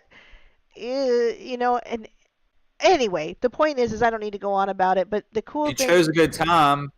No, it's a good point to do because it's something everybody's facing right now. Because think about it this way: everybody's in a tight crunch right now financially. So guess what? What's the cheapest meat? Pork is a nice sweet meat, isn't it? Oh yeah, the ground beef is. Movie. It's also very cheap. So but here's the thing: you don't know what they're putting in that when it's ground. You're getting a cartilage, maybe some hoof. I don't know, a tail or a tongue occasionally. Beetle cells. That's the thing. Here's another thing: like if you're going to eat meat, do yourself a favor and just stay away from the ground stuff completely because you're getting 1,000 cows in that. Yeah, and I listen to you on that too. I don't get ground beef anymore either. In fact, that's probably the first thing I stopped doing before even the pork. I mean, you're just in a guinea pig, really. I mean, because you got to think, like, when you're trying to sell an animal on the scale they're doing, waste as little as possible. Like, become very undiscriminate, I'm sure. And it's just because that's the whole point of why they want packaging so, like, good because, like, it's got to be good enough to pull off the why people knew the truth about it. Speaking of which, nobody wants to pay extra for animals that are raised down the road from the dude, not abusing them. Well, Montana's a They little want to different. cheat. But speaking of the packaging laws, they've actually changed it to during coronavirus that they've loosened the packaging laws so that they don't have to put certain nutrition information or nutrient or ingredient Genetically information modified. on the packages. Yet they don't have to include that. They're getting a nice little break right now where they don't have to tell you what's in their food during coronavirus. Don't you find that interesting? And also, while they passed it where they don't have to say where the meat comes from anymore. Pretty interesting laws getting passed. It's a pretty Oh, they're doing this Beyond Meat stuff, man. And if you've looked where they're like shutting down all the processing, you know, well, where's this meat coming from? So, you know, Soylent Greens, man. Have you ever watched that movie? Yes, it's exactly it. That's why I joked that when you were going through all the ingredients of the beef or the pork or whatever ground up with hooves and stuff, I also said fetal cells. Man, and you know they use that flavor enhancer from fetal cells, like you just said. So, and that's in everything. It seems like, It's especially not. candy. I hope it's not in everything. I know it's in Hey, Pepsi. hey, stay away from high fructose corn syrup too. That's really hard on your pancreas because it's not designed to break that down. Causes your levels to spike too. So I'd highly recommend anybody to stay off that junk. That's like the first thing to cut out, and you'll lose 15, 20 pounds just from that if you're already ingesting it regularly. You lose tons of weight just putting that out, and it lowers your levels a lot. Well, a great Stuff praise right there is evil.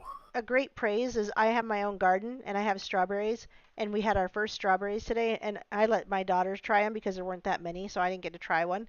But you should have heard her. She's like, "Oh my gosh!" Like she's 8, right? So her excitement is legitimate. She's like, "These are the best strawberries I've ever had in my whole life." She's like, "Can I go see if there's more?" And I was like, "Yeah." I'm like, "This is so cool. This is just such confirmation why I need my own garden." Like for her to have that, just a look on her face, just to have that strawberry. She's like these, and it was tiny. It was way smaller than the strawberries you get in the store. But she was like, "Oh, this is the best strawberry I've ever had in my whole life." I'm like, "Yes, we're gonna do this more and more every year." And I keep praying for more time, Lord Jesus, so that we can do that. And you know, whatever. When the Lord comes, we rejoice in that time, guys. This is not a fear thing. This is a prepared, not scared. We rejoice in His coming. But I would like a little more time to do some gardening. It's fun. I never did it before. Oh, I mean, life's a garden. Oh, jeez. Set myself. I mean, come on, dude. It's totally what the whole thing is about. I mean, children of light, children of dark.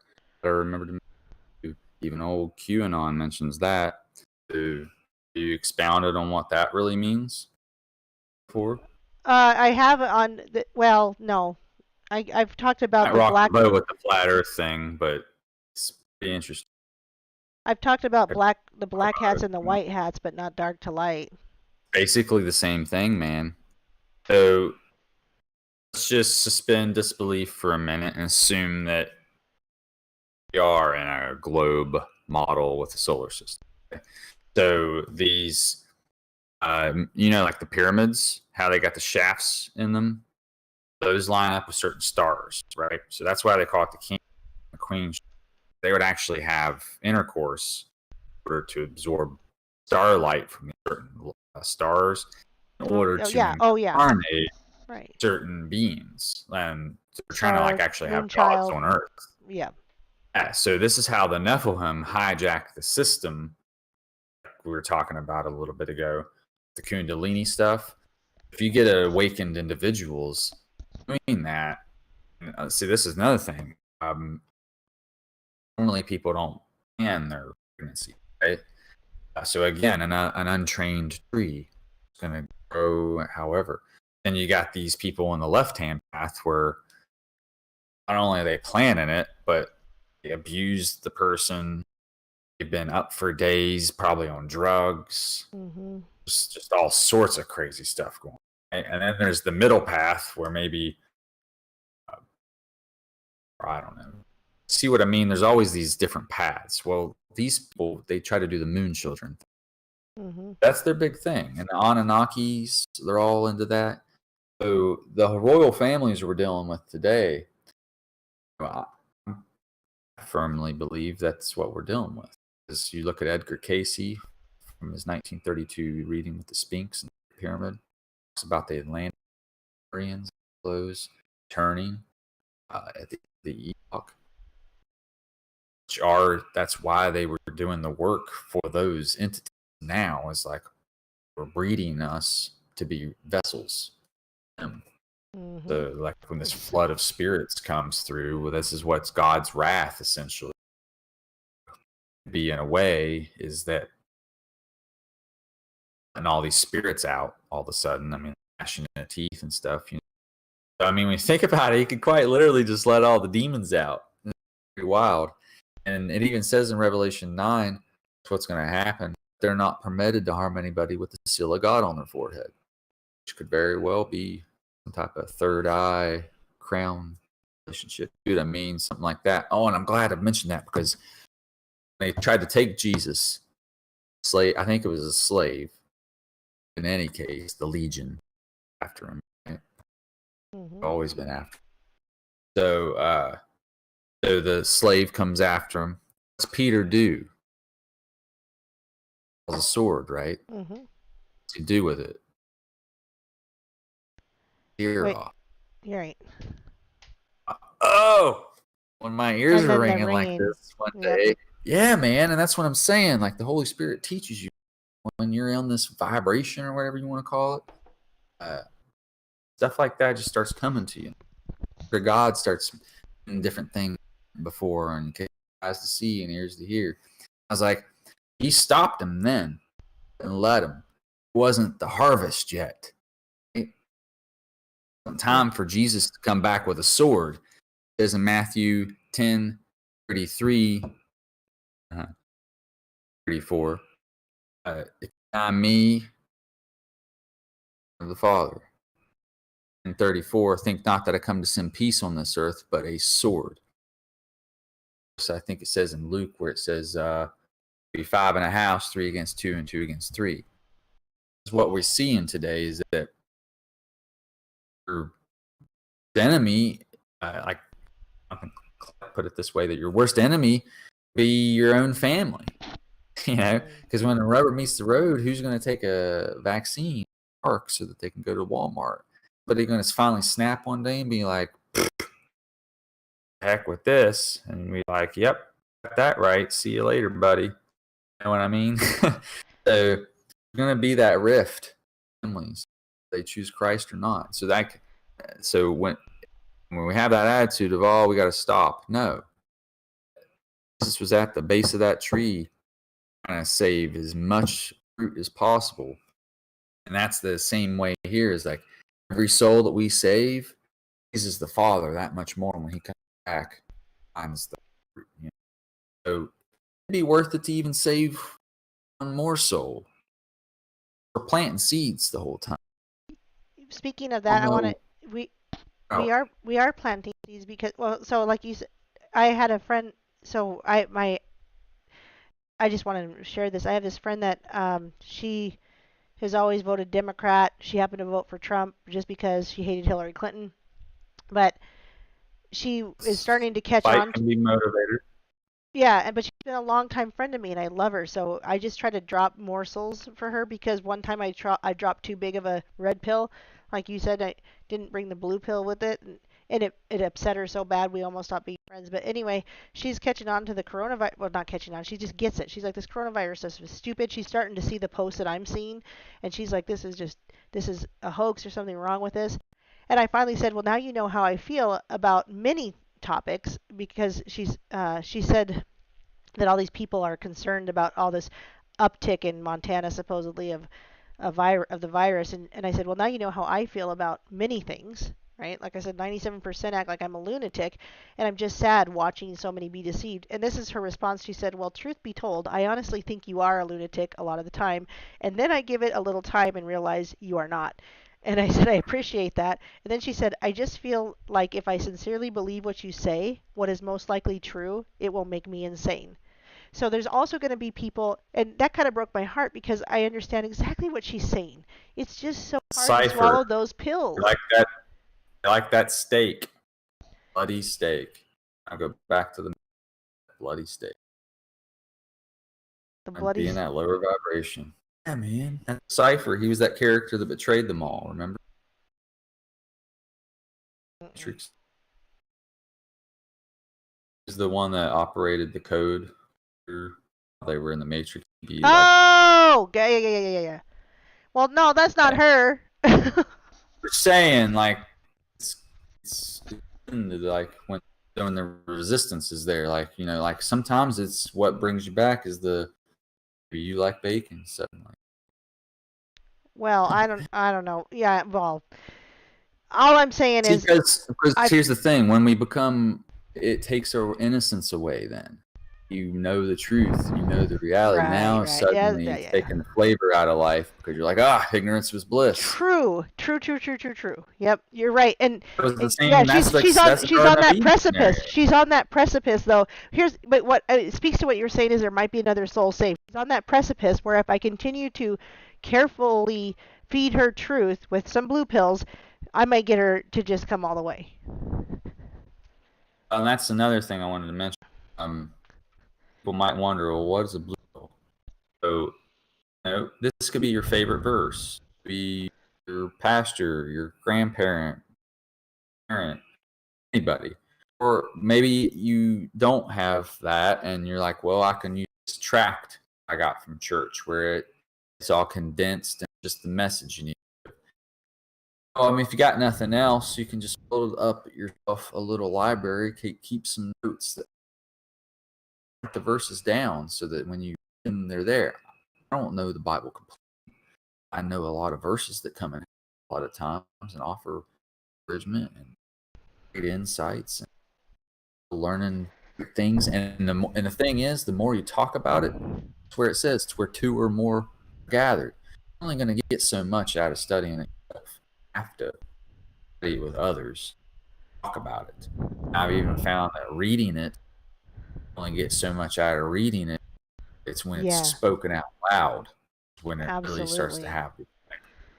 Which is why I'm glad that Benz and I are doing Daniel live, and we're just two amateurs. Everybody, I enjoyed that. I watched that. Oh, good, because we're not.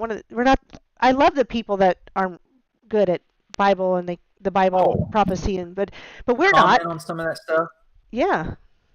I wanted to. So he made Nebuchadnezzar the beast, right? And so that's the beast that was. And so a lot of people try to always, and here's where we're on a slippery slope with this preterism. Did we cover preterism last time? Not recently. People that think the Revelation was already fulfilled back in the time of Rome. Yes, I didn't know that's what it was called. Very, very dangerous doctrine. Right, because, I think so like too. I said, time is in cycles. So yes, it was. Go ahead and say if you want it was fulfilled in it. Well, fulfilled is kind of probably the wrong. It wasn't fulfilled because it was the fullness of time. We're looking at that fruit. It's not yet ripe. So, like, that's the thing about prophecy and why people a lot of times discredit themselves trying to set dates. Is there's enough things happening now. A revelation, I think we can kind of pick the season. Well, obviously the people felt that about when summer is not other times, but yeah, go ahead. Yeah, but we also didn't have the mark of the beast drink, worldwide ID wishes, and that's true. There's a point where you gotta stop. No, we may have because we don't know about Tartaria, we don't know about Atlantis. Oh yeah. But anyway, sorry, I got off track. So Nero, the beast that is, because if John is writing it in Emperor of Nero, then Nebuchadnezzar could have been the beast that was. Nero could have been the beast that is, and then he's describing in the Book of Revelation could be the beast. So then, when you think about, well, how can that be? Well, there's a few different ways it can. Either A, because they've dug up Nimrod's head, okay? Could try cloning Nimrod again. And if they were to do such a thing, well, they just have to make sure that they got the proper moon child scenario down and get that soul captured. Because this is the same exact reason you don't want to eat meat with blood in it. Because then the more you have in you, or it's literally true or not, but this is probably how people possess. Like, what you got in you, as time goes on, months and the days, you're pulling down little demons into your blood, probably, you know.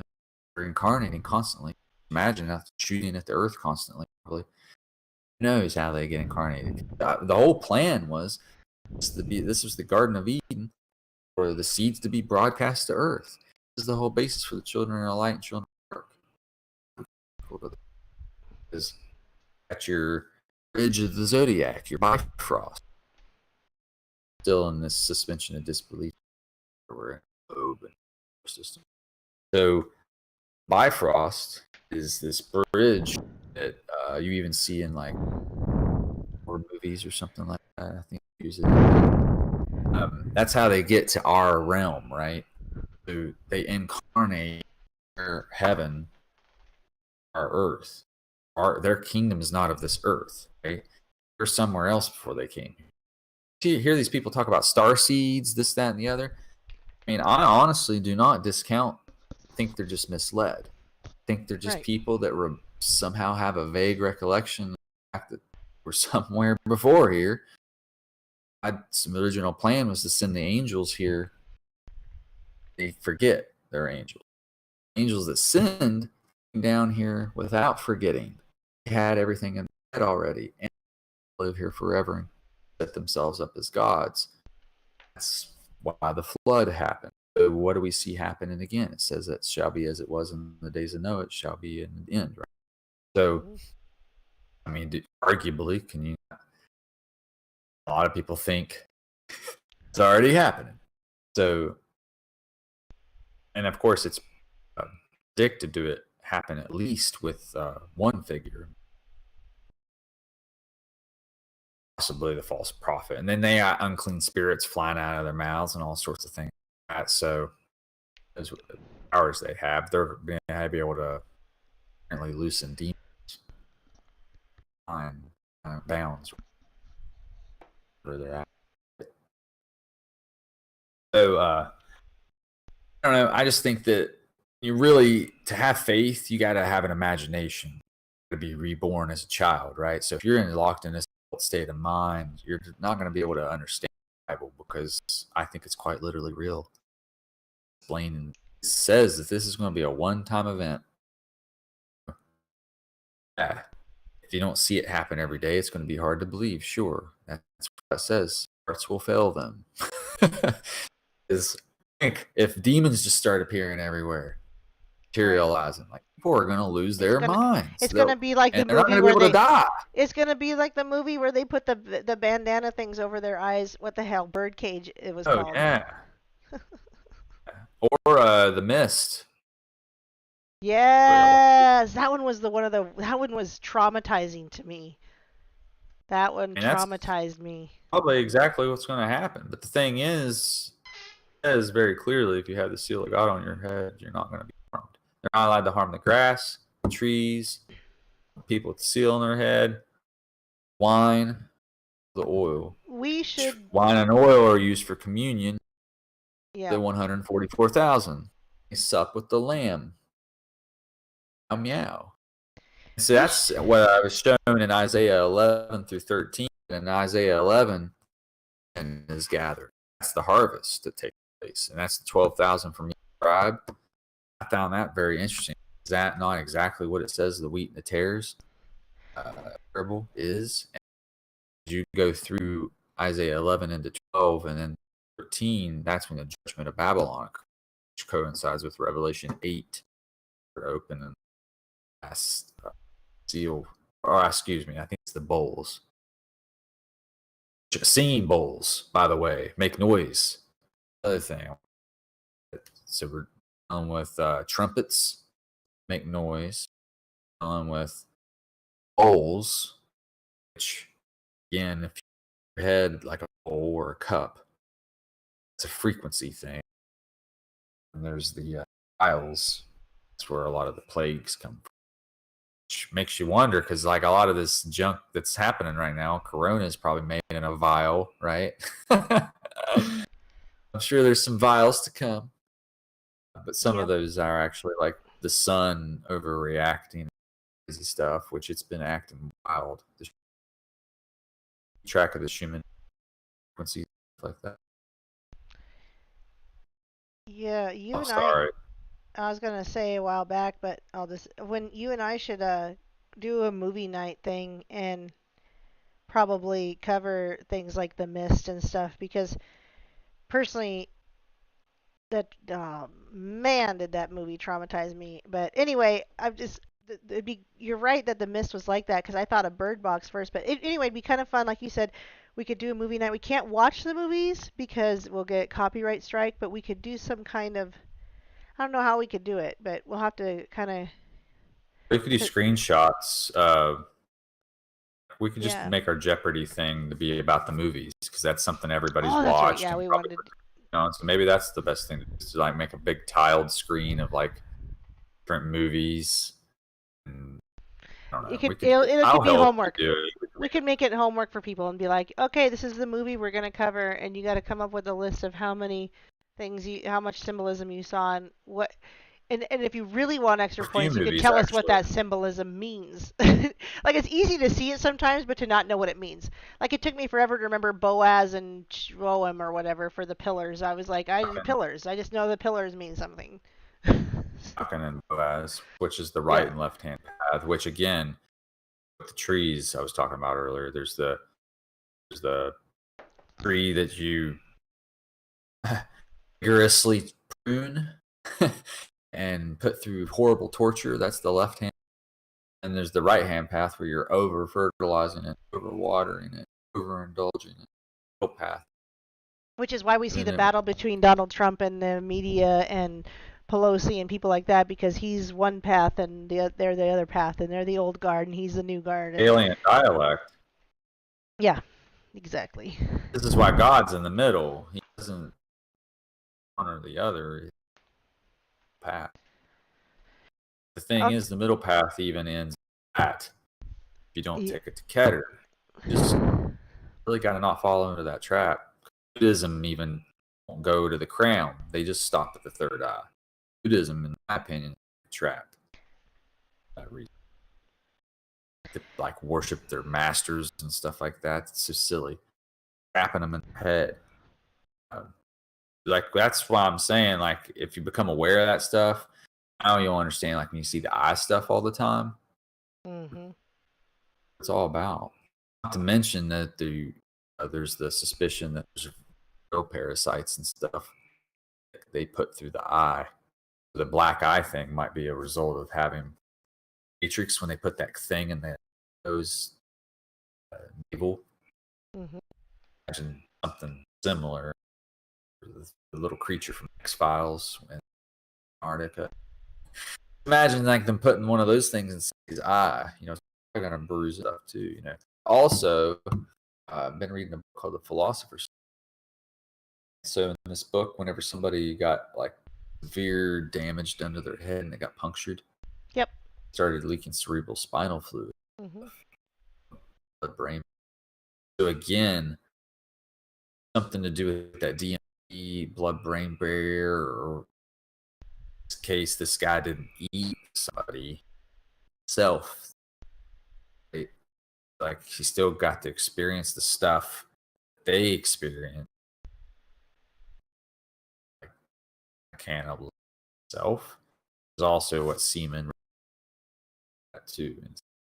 When you see these artworks of like the gods eating children and stuff, well, technically speaking, it was probably literal, I guess, but figurative, alchemical interpretation.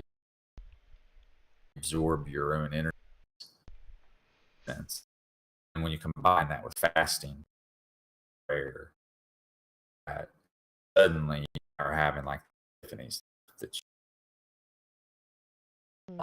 you're, I mean, with you're breaking the body down which is this is a left hand approach, right? Break the body down, but you spirit well to raise your vibration. To lower your vibration, alcohol or fornication, like that lowers your vibration. Like the right hand path, because it's the right hand, doesn't make it good because you can overindulge. That's easy. So that's why the middle path is proper balance. God's not just one or the other. That's just something I think if people do look into this stuff, it says be wise as serpent. So in other words, you don't use this knowledge to predatory. You use it to help people. Suddenly, you're extra sensitive. Somebody's need, whatever. You don't know how your gift's going to manifest. When this happens to you, your gifts start to manifest, like it talks about in Corinthians, or whatever. And now you can do the thing. You know, you got to do that to glorify Christ, glorify God. Don't use your gift as an idle shepherd. He'll darken your right eye and wither your right arm. He did the fig tree. So when we're talking about trees and paths, the fig tree, it's that left hand. The path that in other words, the one that doesn't bear fruit. As case we what we haven't seen yet with them, they're to absorb all the neighboring countries stuff, because they're going to give their crack at the setting up the international courts, the cryptocurrency thing, with the lockdown and everything. It's making this really easy to do. So I think they're going to go hard here in the winter.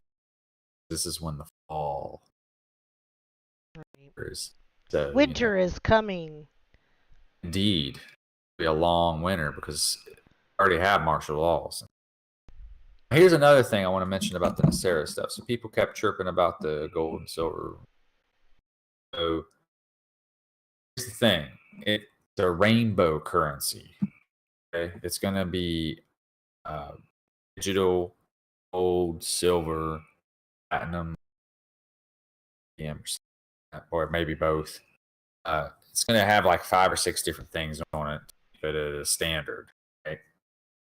This is going to sound fabulous, right? But again, with the rainbow symbolism, you're in on God's thing, right? So you got to remember, what was the rainbow? The rainbow was a promise. He's never going to destroy the earth with water again. And of course, we see in Revelation 6:2, the rider on a white horse with a crown, Una, conquer and conquer, and an O also.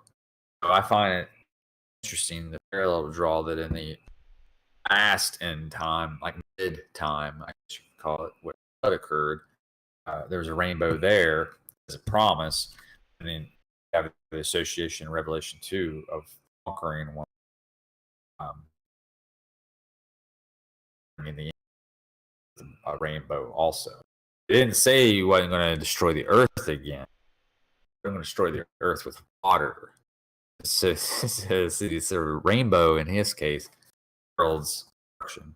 I think that's kind of interesting. This rainbow currency, and then that in one of the tools given to the Mountain on White Horse. And if you pull up that Hallett, albeit it's somebody's artwork, but still, Twitter, of him and black horse kicking it. They've already replaced the seal with his insignia. So apparently, yep, there's a photoshopped photo, but I'd like to get that confirmed. I mean, there he is again, man, holding that Corona. Better than that. The Hallett. What's his last name? Hallett guy. Joseph Gregory. Yep. Hallett. Calls himself on Bird. Calls himself the Mashiach which Hamish. does not, well, the Mashiach, HaMashiach, that does not mean he's just christened. It's more than that. So, And yeah, pull go up ahead. the Arango one, please, with the little setting sun thing, which you call it's got a 777. With the little pyramids. Yeah. Sun worship kind of theme there. That was There- Obama's kind of insignia also, which if you go back to his cult that his family was Sabud or whatever, that was all about the sun and all this, right? So I think that on the white horse is this person here. But anyway, look at these A's. Yeah. See where sevens are beginning to look more like obs. Right. So if you go down here and click on the right above 2323, Mm-hmm. got a Already little there. Vav diagram there. You can kind of see for yourself. That represents the 3 nails of the cross that transfixed Jesus to the cross. Now, we see again, like we saw with Joshua in the prototype for Jesus, salvation being the red cord. Jesus was the blood that saved, right? So the 3 nails here him to the cross. We see a prototype for that when Moses transfixed a serpent, brazen serpent to a cross in the desert, and killed the poison, right? So this is something I wanted to mention, is that sometimes too much of a good thing can destroy you. So this is again why the right hand path is sometimes bad. Then again, the left hand path maybe not so bad either, because maybe you should fast one. You should, I don't know, whatever example you want. If we talk about sulfur, sulfur has healing properties, so it could be used to heal. Well, too much sulfur, however, destroys cities. So you see, like where it talks about the separat, in other words, Allah, as it were, talks about mixtures of different sides. From when it talks in the Bible about him pouring out his wrath without mixture, well, setting scenario when he started a wine, that's mixture. It don't kill anybody. Then in the end, it's talking about in Revelation, the grapes of wrath, that's poured out without. Getting that, or knocked off your feet. So that just kills people. Obviously, pure spirit's just gonna, I don't know what it's gonna do. By the way, the Vav letter or Vav or whatever is also the 6th letter of the Hebrew alphabet. So when there's 3 of except them for the together, it's a 666. 666. Yeah, just like Monster Drink Company does. That's what I'm saying. Like, so throw that logo of his up again, just so people can see, like, Yep. which almost looks like a nun, but it's Vav, because they kind of put a squiggle in it. Right. Right. Again, that's the 3 nails, and so, you know, you might even have tried to clone Christ using the nails of the cross. I watched a pretty wild movie called Revelation from 2010, and that was the premise of the movie, was that, you know, we're going to basically try to clone Christ, but they were talking about this thing called the underground stream, and it was basically like fruit, fullness of time. But God puts governors on these things, right? So like the fullness of time just simply hadn't occurred yet. And Lucifer's like constantly trying, always trying to get like the greatest minds and figure this thing out. Like, how can I possibly this Christ figure, right? Well, eventually they figure it out, like when they can start cloning people and stuff. They're like, oh, well, we'll just use the nails here, or the Shroud of Turin, or whatever. In the movie, they use the nails, and he cloned a Christ. But see, that's the thing. What was so important about this premise is the blood. Right? So this entity that gets created going to have the authority of the blood. So that's where we look into this revelation thing. God grants the Antichrist this authority, right, to do these things and be able to. He's able to do miracles, sorts of other things, but that's because he's going to be able to command spirits.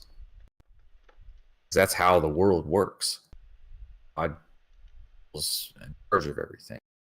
So when we ask, like you said, if we angels just standing around doing nothing, well, some of them are just standing around because they're just ready to serve. Then there's some that have jobs. Mm-hmm. One of them in particular is the Reaper. That's why it says that's in that song, man. It really means a lot more to me now. Meow. And Meow. this is why it was used in the movie The Stand. In the very first scene in the movie, they play "Don't Fear the Reaper." And you think that means? So why should somebody not fear the Reaper? That's kind of a bad cob thing to say, right? We should fear the Reaper. Well, no, the Reaper is an angel coming for the harvest. Harvest the wheat before the tares. That's why it carries a scythe. So,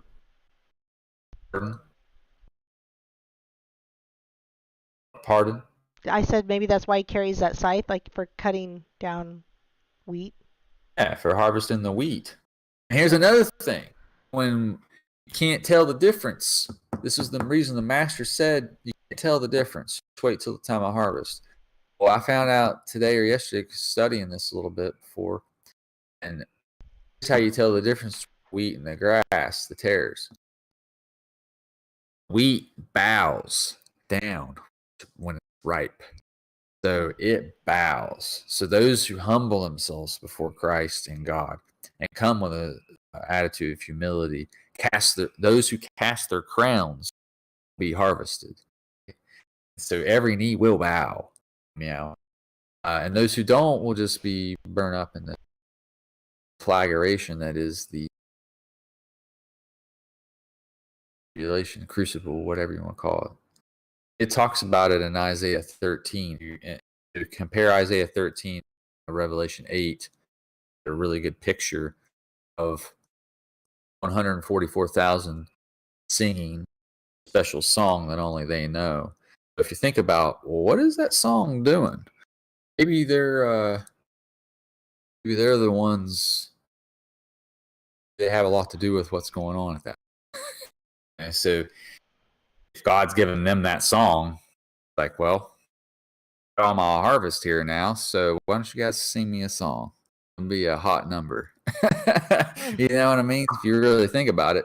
So, and that's another thing is that all of this becomes a sacrifice for the harvest, as it were. So, like, you think about it in terms of a garden.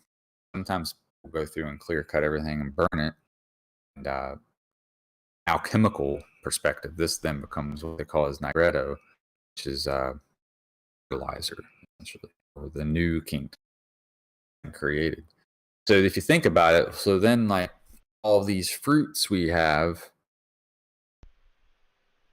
whatever technologies, and et cetera, that stuff will be available in the new still. So you hear people talking about this stuff, and it seems like they're on this Gasara train or whatever.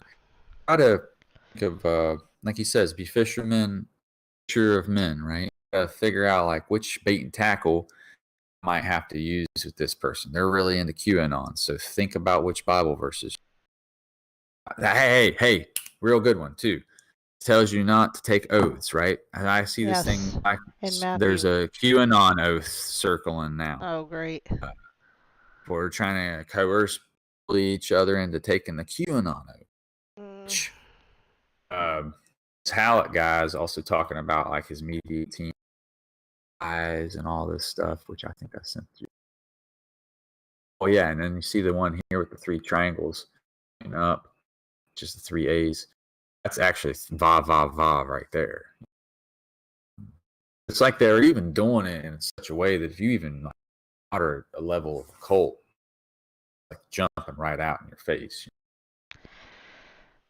I know, and this is what I try to, Yeah, this is anyway. Yeah. And then there's 2323. So the 1111 military time, 2323, which is after chromosome together, right? Or 46 actually. That's right. Yeah. So and the two towers thing here, and one tower, they're saying that they are wheat and it tears, right? They're growing up together. They think that they've won. Here's the thing: if you look back to Enoch, they're wanting Enoch to petition the Lord on their behalf, right? We kind of get to the same thing there. It's like they think, because of the example we have with Sodom and Gomorrah with Lot, right? God always saves his faithful. They think, well, just mix with his seed, right? So this is what it's talking about in Daniel. The tower is gold, silver, then iron. Where the legs begin, it splits because of the Roman Empire, and then at the feet, it's 10 toes mired with clay, right? The clay and the iron won't mix. Right. It even talks in that same verse about the seed in particular. So it's not even metaphorical. It makes a point to mention seed. So it's always been about the blood and the seed. And the clay representing man, iron representing seed, which presumably could be green or Mars. You know. So who knows? It does talk about the rod of iron. So if really look into iron, Celtic lore and things that are concerned, fairies such hate iron. It has Yes, like these I've magical... talked about that. I've talked about how demons are very much against iron, which again kind of speaks to having iron-rich blood and meat a little bit. Isolated, if you have the iron, yeah, I would imagine so. You got to also think like make sure your is better too. Have all that iron in you. I mean, it's a dual-edged sword, you know. I think, oh, I'm protected from demons. You're really just invisible, because don't worry about the people that aren't glowing bright. They don't have to worry about the people that are dim. Like attack the people that are lit up. Those are the people that you really gotta be careful when you wake them up, because then they start shining bright all of a sudden and attacked, and they don't have pills of their own. I realize the word of God is a weapon. I need to testify a moment, because I had something happen to me a week ago. Have you ever had something sitting on you? Woke up with something sitting on you? That's commonly the incubus or succubus or whatever. I can't remember which one. I found out what it was. It was a succubi. Yep. And I tell you what, you listen here, meow meow. It not only was sitting on me, it was covering up my mouth. And then the thing started whispering to me. I about freaked out, man. And so I've only had this other kind of situation occur like in what I thought was a dream. At this point, I don't think it was a dream. I think it was like an astral. I've met demons in such dreams before, and that's what they do. They take your voice. And now I understand why. That's why I'm testifying, because the word of God drives them away. This is what it's talking about in the gospel. Just by speaking the word of God, chase them away. The Christ's authority, they're terrified of it. They flee. So like you can literally cast demons out of people. You can cast them out of the nation. So if we want to save America or whatever, if we really could change things, and if it was just playing it to the very last year of the decade, even the only way we could do it is by doing that way, which is the example Jesus gave Mark. See the Gideons and cast those swine into the cliff, off the cliff into the sea. Right? And those folks didn't even receive him, left. Yep. That's the point to make about all this, is that the word of God is a weapon. Here's what happened. I was awake, by the way. Normally, when I've had these other experiences, it felt more like a dream. I never had them sitting on me, but I was actually awake, and I had a cover over my head, right? So like, when this thing started whispering, I couldn't even see what was going on. I felt something sitting on me. In my mind, I imagined it like sitting on me with its hand over my whispering to me. I started squirming, and then as soon as I was like muffling, my speech was still muffled. So I imagine, like, even when you're trying to speak the word of God, those vibrations are like pricks on their hand or whatever, and then keep it on there. And like as soon as that hand was off my mouth, out flew the name of God, and it was nowhere to be found. I just thought I had this realization occur to me all of a sudden. I was like, I was awake to this. I knew right away what it was. And, I've had dreams like that where you can't speak, you're screaming and nothing comes out. And it's in the past. Now, just to get real personal with y'all, you know, if you ever have, as a woman or man, you have sexual dreams or orgasmic or sexual, that's same. It's the same thing. Now, not knowing that, I always thought I was like a really lucky person because I have very vivid dreams, and they're not always sexual. But I'm thinking, oh, I'm lucky because my sexual dreams are very vivid. You can feel everything. You can see it. You can sense everything. I can sense pain in my dreams too. In fact, I can sense like blood dripping or water dripping or whatever. Oh, that's what happens. Sent to it, it gets more and more real and more violent. Oh, I've had violent horror like horror movie type of dreams too. And now that I know what it is, I had a dream. No, you can't wake up. I can. I actually can. I don't know why God Maybe now, No, before. I don't know why the Lord gifted me with that, but I've always been able to wake up from my horrible dreams. That's just something the Lord gifted me with. I don't know why. But anyway, now I had a dream recently where I was casting out demons in the dream, and I started out with that voice that wasn't loud. It was so like murmur. I'm trying to yell it and I can't. But pretty soon I was in the dream, and I remember I actually forgot about it until you just talked about this. I was like remembering that most of the time I can't yell, and then that dream though it was better. That it wasn't all the way like normal, but it was getting there. In my dream, I didn't feel like I was being held back from yelling. And anyway, cool stuff. I'll mention this. I'll mention something since we're on this topic, because the dream I had, or whatever it was the only dream I've ever had. It was a repeat dream. It wasn't even a repeat dream. It was just the same. It was a bedroom in the house that I live in. But the first time I was at the front room. The door was closed. Me, like the air began to take in this thick quality, like from Silent Hill, to look like that, which I've learned now that's a real thing. See, it's called the gray, the light and dark mix. That's where these spirits live. Anyway, I didn't go here on purpose, by the way. So, anyway, standing there in this doorway, and spirit starts to coalesce over this bed that's there, and covers and swirl up into the air. I'm thinking, oh my. And I don't have my voice, right? And oh man, behind me, and I grabbed that doorknob, and I even thought, this door better open. I twist the handle and fell through it and woke up. About a year later, I had the same dream. This time I was on the other side of the room, standing right beside the bed. Air began to take that quality on. I recognized right away what was going on, and I realized I couldn't speak again. Oh, we're not doing this. The door wasn't closed this time. It leads into the restroom. So just backed up into the bathroom. See what happened when I did that? I crossed the threshold. So even though you're in the spirit realm with some of these things, they still have some physical law.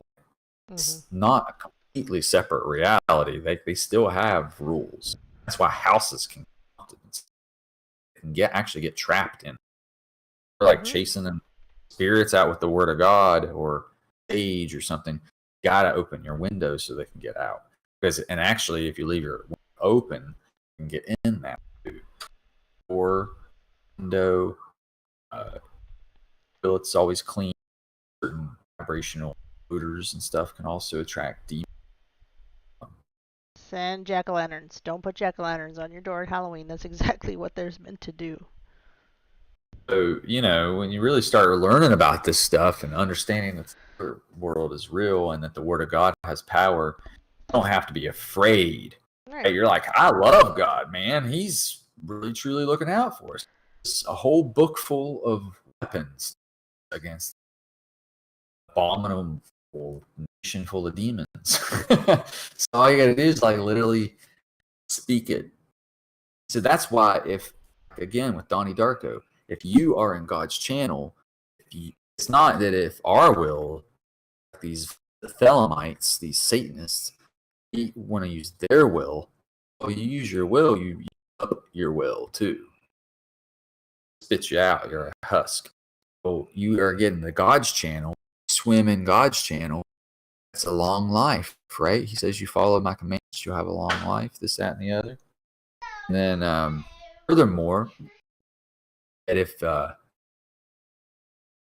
track, sorry. Was there another firework behind me? No, my kids were yelling. That's why if we take some time to learn the Word of God, even just if you just want to learn a few verses, like maybe you need to learn a verse that you think for casting out the demons if you have anyone to show up. But I just learned that the name of God is all I needed. And there's another thing. We're not allowed to know them. Knowing them, defend ourselves. Pardon.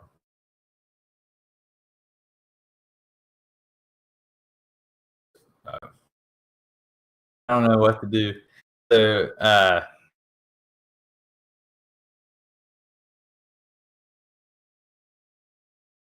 you there? I can try to mute you. Did that work? All right. So I think I was able to mute her. I'm sorry about that. I'll mute. By understanding that the Hebrew alphabet is actually based on stars. Again, we're presuming that Earth thing.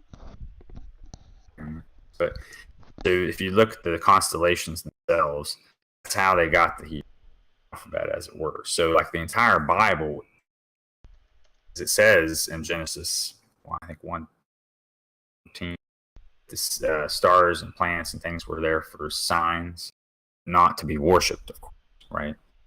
So when you take into consideration that the entire Bible is basically star language, prophecies all written there, right? And they're cycles. So that's why some of these big signs, like the one in Revelation 12:1, considered a great sign, really be hearkened to, because we're seeing here a sign that only takes place every 5,000 years or so, and so it's not even an earthly sign, great sign, so the Word of God literally has control over these demons because they actually come from stars. The Word of God has authority over them and them to do things. So again, if you're in God's channel, serving God, He'll send angels to assist you. You're doing His will, and you're just going to be right there. He's going to be like, all right, well, that's exactly what I want him to do. Go ahead and send assistance. So again, I can't remember how this was phrased earlier about the person not praying, that thought it only worked if they prayed for others and not themselves or something like that. Mute her again. What am I doing? What's happening? I had you muted because you were sorry. Oh, I was like, because everybody's telling me You're talking and doing stuff, so I muted you. I'm not talking anymore. I haven't been. Didn't know that because I had you muted. Oh. Oh, no. by the way, guys, I muted myself, so they couldn't hear me when I was doing that talking. So I you don't can have to hear worry. you, but I they know you couldn't. can, but they can't. It's a cool Sorry, trick. it was still hard for me to concentrate. I know. I had to, It comes, with kids I can't control them because they think oh, so. dude, it's cool. They walk up to me and they're like, And "I have a question for you," and you're like, "Oh, I'm busy." Then they go, "No, really, I have a question for you," and so then they think it's they can been whisper in your ear, and I'm like, "No, I'm still busy." So. that Anyway, reminds me of the succubi. yeah, Uh, well, and then Ben said I yeah. was So what I was saying breathing too is, much into the did you hear what I was microphone, saying so about the? I've heard everything you've been saying. I've been listening the whole I mean, time. so another feature about the Hebrew alphabet you can look into if this weaponization of the words intrigues you. Look about the Tagin, spelled Tagin. I'll pull that up for people and show them. That would be a really nice supplemental thing. Okay, spell it Then again. it shows like the word. It's Agin. So Yeah, like sorry, spell it one more time. I believe it's Tagin. Tagin. Okay. Anyway, Wow. All I'm getting is food. I'll put Tagin Hebrew. in Hebrew. Letter Tagin or something. Okay, here we go. Got it. Does it show like little accents on the letters or whatever? Like 3 little things on the letter. Is there Yes, 3 exactly. little things? So Okay. those are like little crowns and little barbs, little teeth. Think of them like that. So if you want weapons, if you want to wield the spirit, the sword, find you some of those words that have the Tagin on. Because those ones are exceptionally irritating. That's what they're designed to do. So keep that in mind. If you want to blue pill somebody, you need some words of encouragement. So you can go to Joshua 1. A lot of good stuff in Joshua 1 for that. And if you want a person that likes to study prophecy, some parable of the fig tree. I believe that's Matthew 4:32. I was one of the first things I think Jesus said was, as soon as you are aware of what's going on in the parable of the fig tree. How does he say that? Why would that be so important? Because at some point,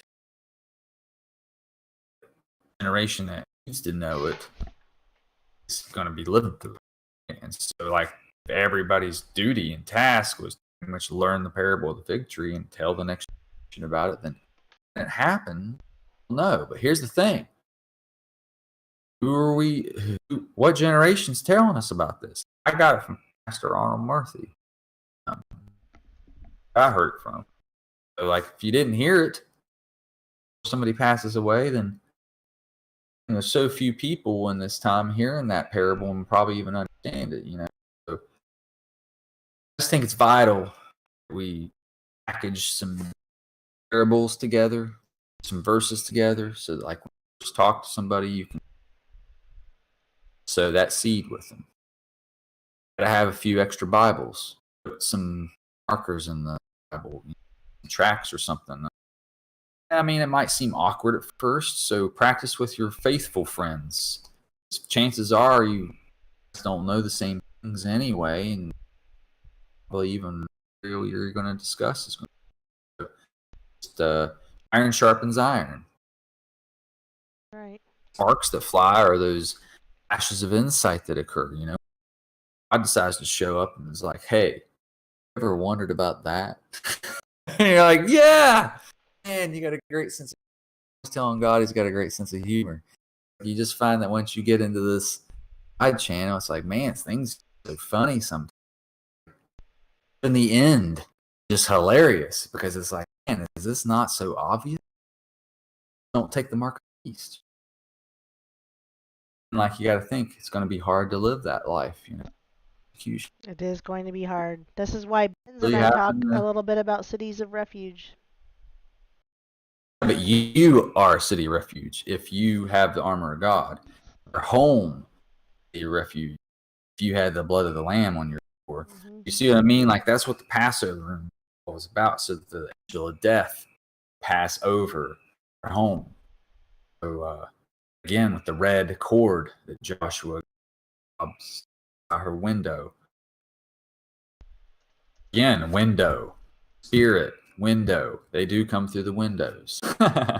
So when the angel of death came through there, you not to bother the one with the red cord on it. Go through all the other ones. Probably. So, yeah, I think I've probably covered everything I needed to discuss. Everything that I had on my mind. Well, good, because we're about that time where I'm gonna get up early and go hiking, and my kids have 500,000 questions. They're trying to sleep over at a friend's house, blah blah blah, which is great, except for I gotta be up early. Anyway, um, I would love to get in a quick. Hey, folks, teach your kids names of God and stuff, because you got to realize you don't have your pineal gland. Maybe not. Kids do. If they're telling you they're seeing ghosts or imaginary friends, this, that, and the other, maybe teach them some scripture. Say, hey, next time you see that such and such, maybe you should just say this and see what happens. Spirits of God, it won't leave. So, I mean, that's just another thing. You got to protect your kids. Because I remember a lot of the paranormal stuff I experienced in my lifetime happened early in my lifetime. And a lot less only happening now because I'm purposefully trying to back in. At the time, I didn't want anything to do with it for a long time. It scared me. God gave you the gifts to see these things to equip your family, man. You can go ahead and sign off, man. Any meows. But before we do that, can one of us pray? Okay. Do you want to, or do you want me to? If you let me use the name I used on that demon, sure. Okay, you go on.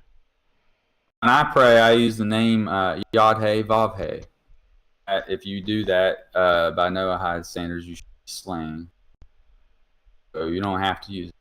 No, you if you That's what pray, I say.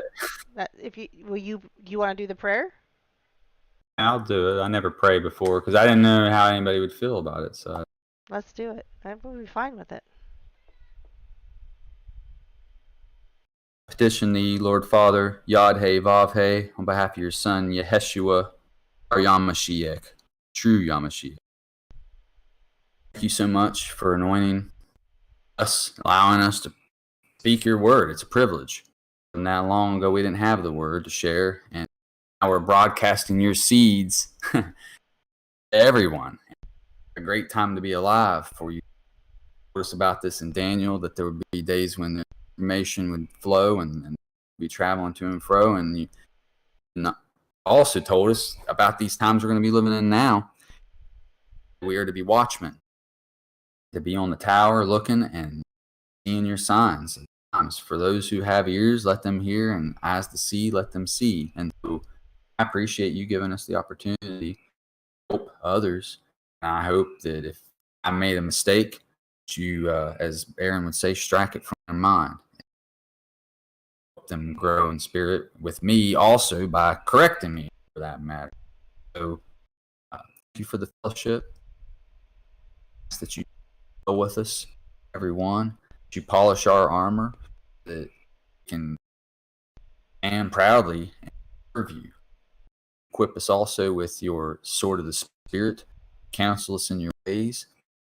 Remind us to walk uprightly, straight spine, how to testify about your name and your glory. Amen. Amen. See, look, you're a prayer warrior. That's good. That's good. That's good. Well, okay, so thank you for the prayer. Thank you for the fellowship. We also we thanks Yeshua, but we thank Yeshua, Yeshua, whatever correct name is. That's okay, because Jesus knows who we're talking about, and there is power in the name of Jesus Christ. That is who saved me. Yeah, man. Yeah, man.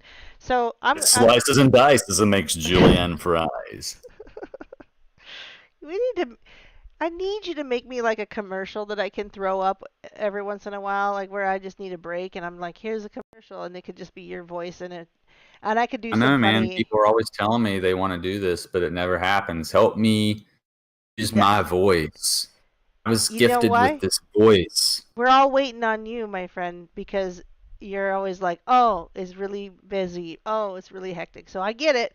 Now I'm not making fun of or I'm making to light of your quit my job. situation. You I want to did? quit my job. I'm about to. It's coming Oh. clear to me now that there's time for monkey shines. I think that's a really cool thing what you're saying, because we're in a time like I asked somebody recently too. I said, would you be willing to do this, willing to move? Because I'm talking, we talk about refuge cities and things like But that. is it an idol? Is your job an idol? Right. And I said, would you be willing to like relocate, do these things? And this person was like, well, if I found the right job. And I was like, who cares about a job? Like, what if we Not moved tiring, somewhere? my friend. What if we moved somewhere where we lived, grew your own food, right? And made your own electricity and purified your own water. You don't need a job at that point. You don't need the dollars. You just need each other. That's all we need. Hey, about the dollar. Sign off. I got one last thing. Cool. Probably Okay. won't remember. The dollar symbol actually represents pillars of Jockinum Uh-huh. and 2 pillars of Hercules, which represent the planets. It also So says it's pretty ISIS. ancient. The dollar sign also is ISIS, ISIS. Oh yeah, but it's also the towers and Right. so it's a line. It just all falls into actually, place, you see. and actually, when you think about money, it's technically what you would call pentacles. From a magician's point of view, pentacles are create. So money is quite literally magic. Just the fact that, just the act of really using money, are participating in a form of magic. Because, like, frankly, if you were to take any of the stuff, back 500,000 years ago, to them they would be sorcery, and they may very well kill you having that thing, because it would just be so far removed from their reality. So, like, your normal science today is kind of like magic, but money in a way, and they got spells all over the money, of course. So, like, well, they do. I don't want to keep you up. I want to say thank you to the people who stuck out 3 hours of this podcast / YouTube, whatever. That's people stuck around that long? I didn't even know we had an audience. There are probably about 10 people, maybe 8 to 10, Awesome. that stuck out the whole 3 hours or most of it. And I think ask them what they want to know more about. Yeah, I think those people deserve to have a say in what we should talk about in the future. So bless you guys for that. And with that, you guys, I'm going to say good night and farewell. Thank you, NPC. I know you'll be coming back, and I look forward to it. Meows, folks. Meow. Stay cool. Good night.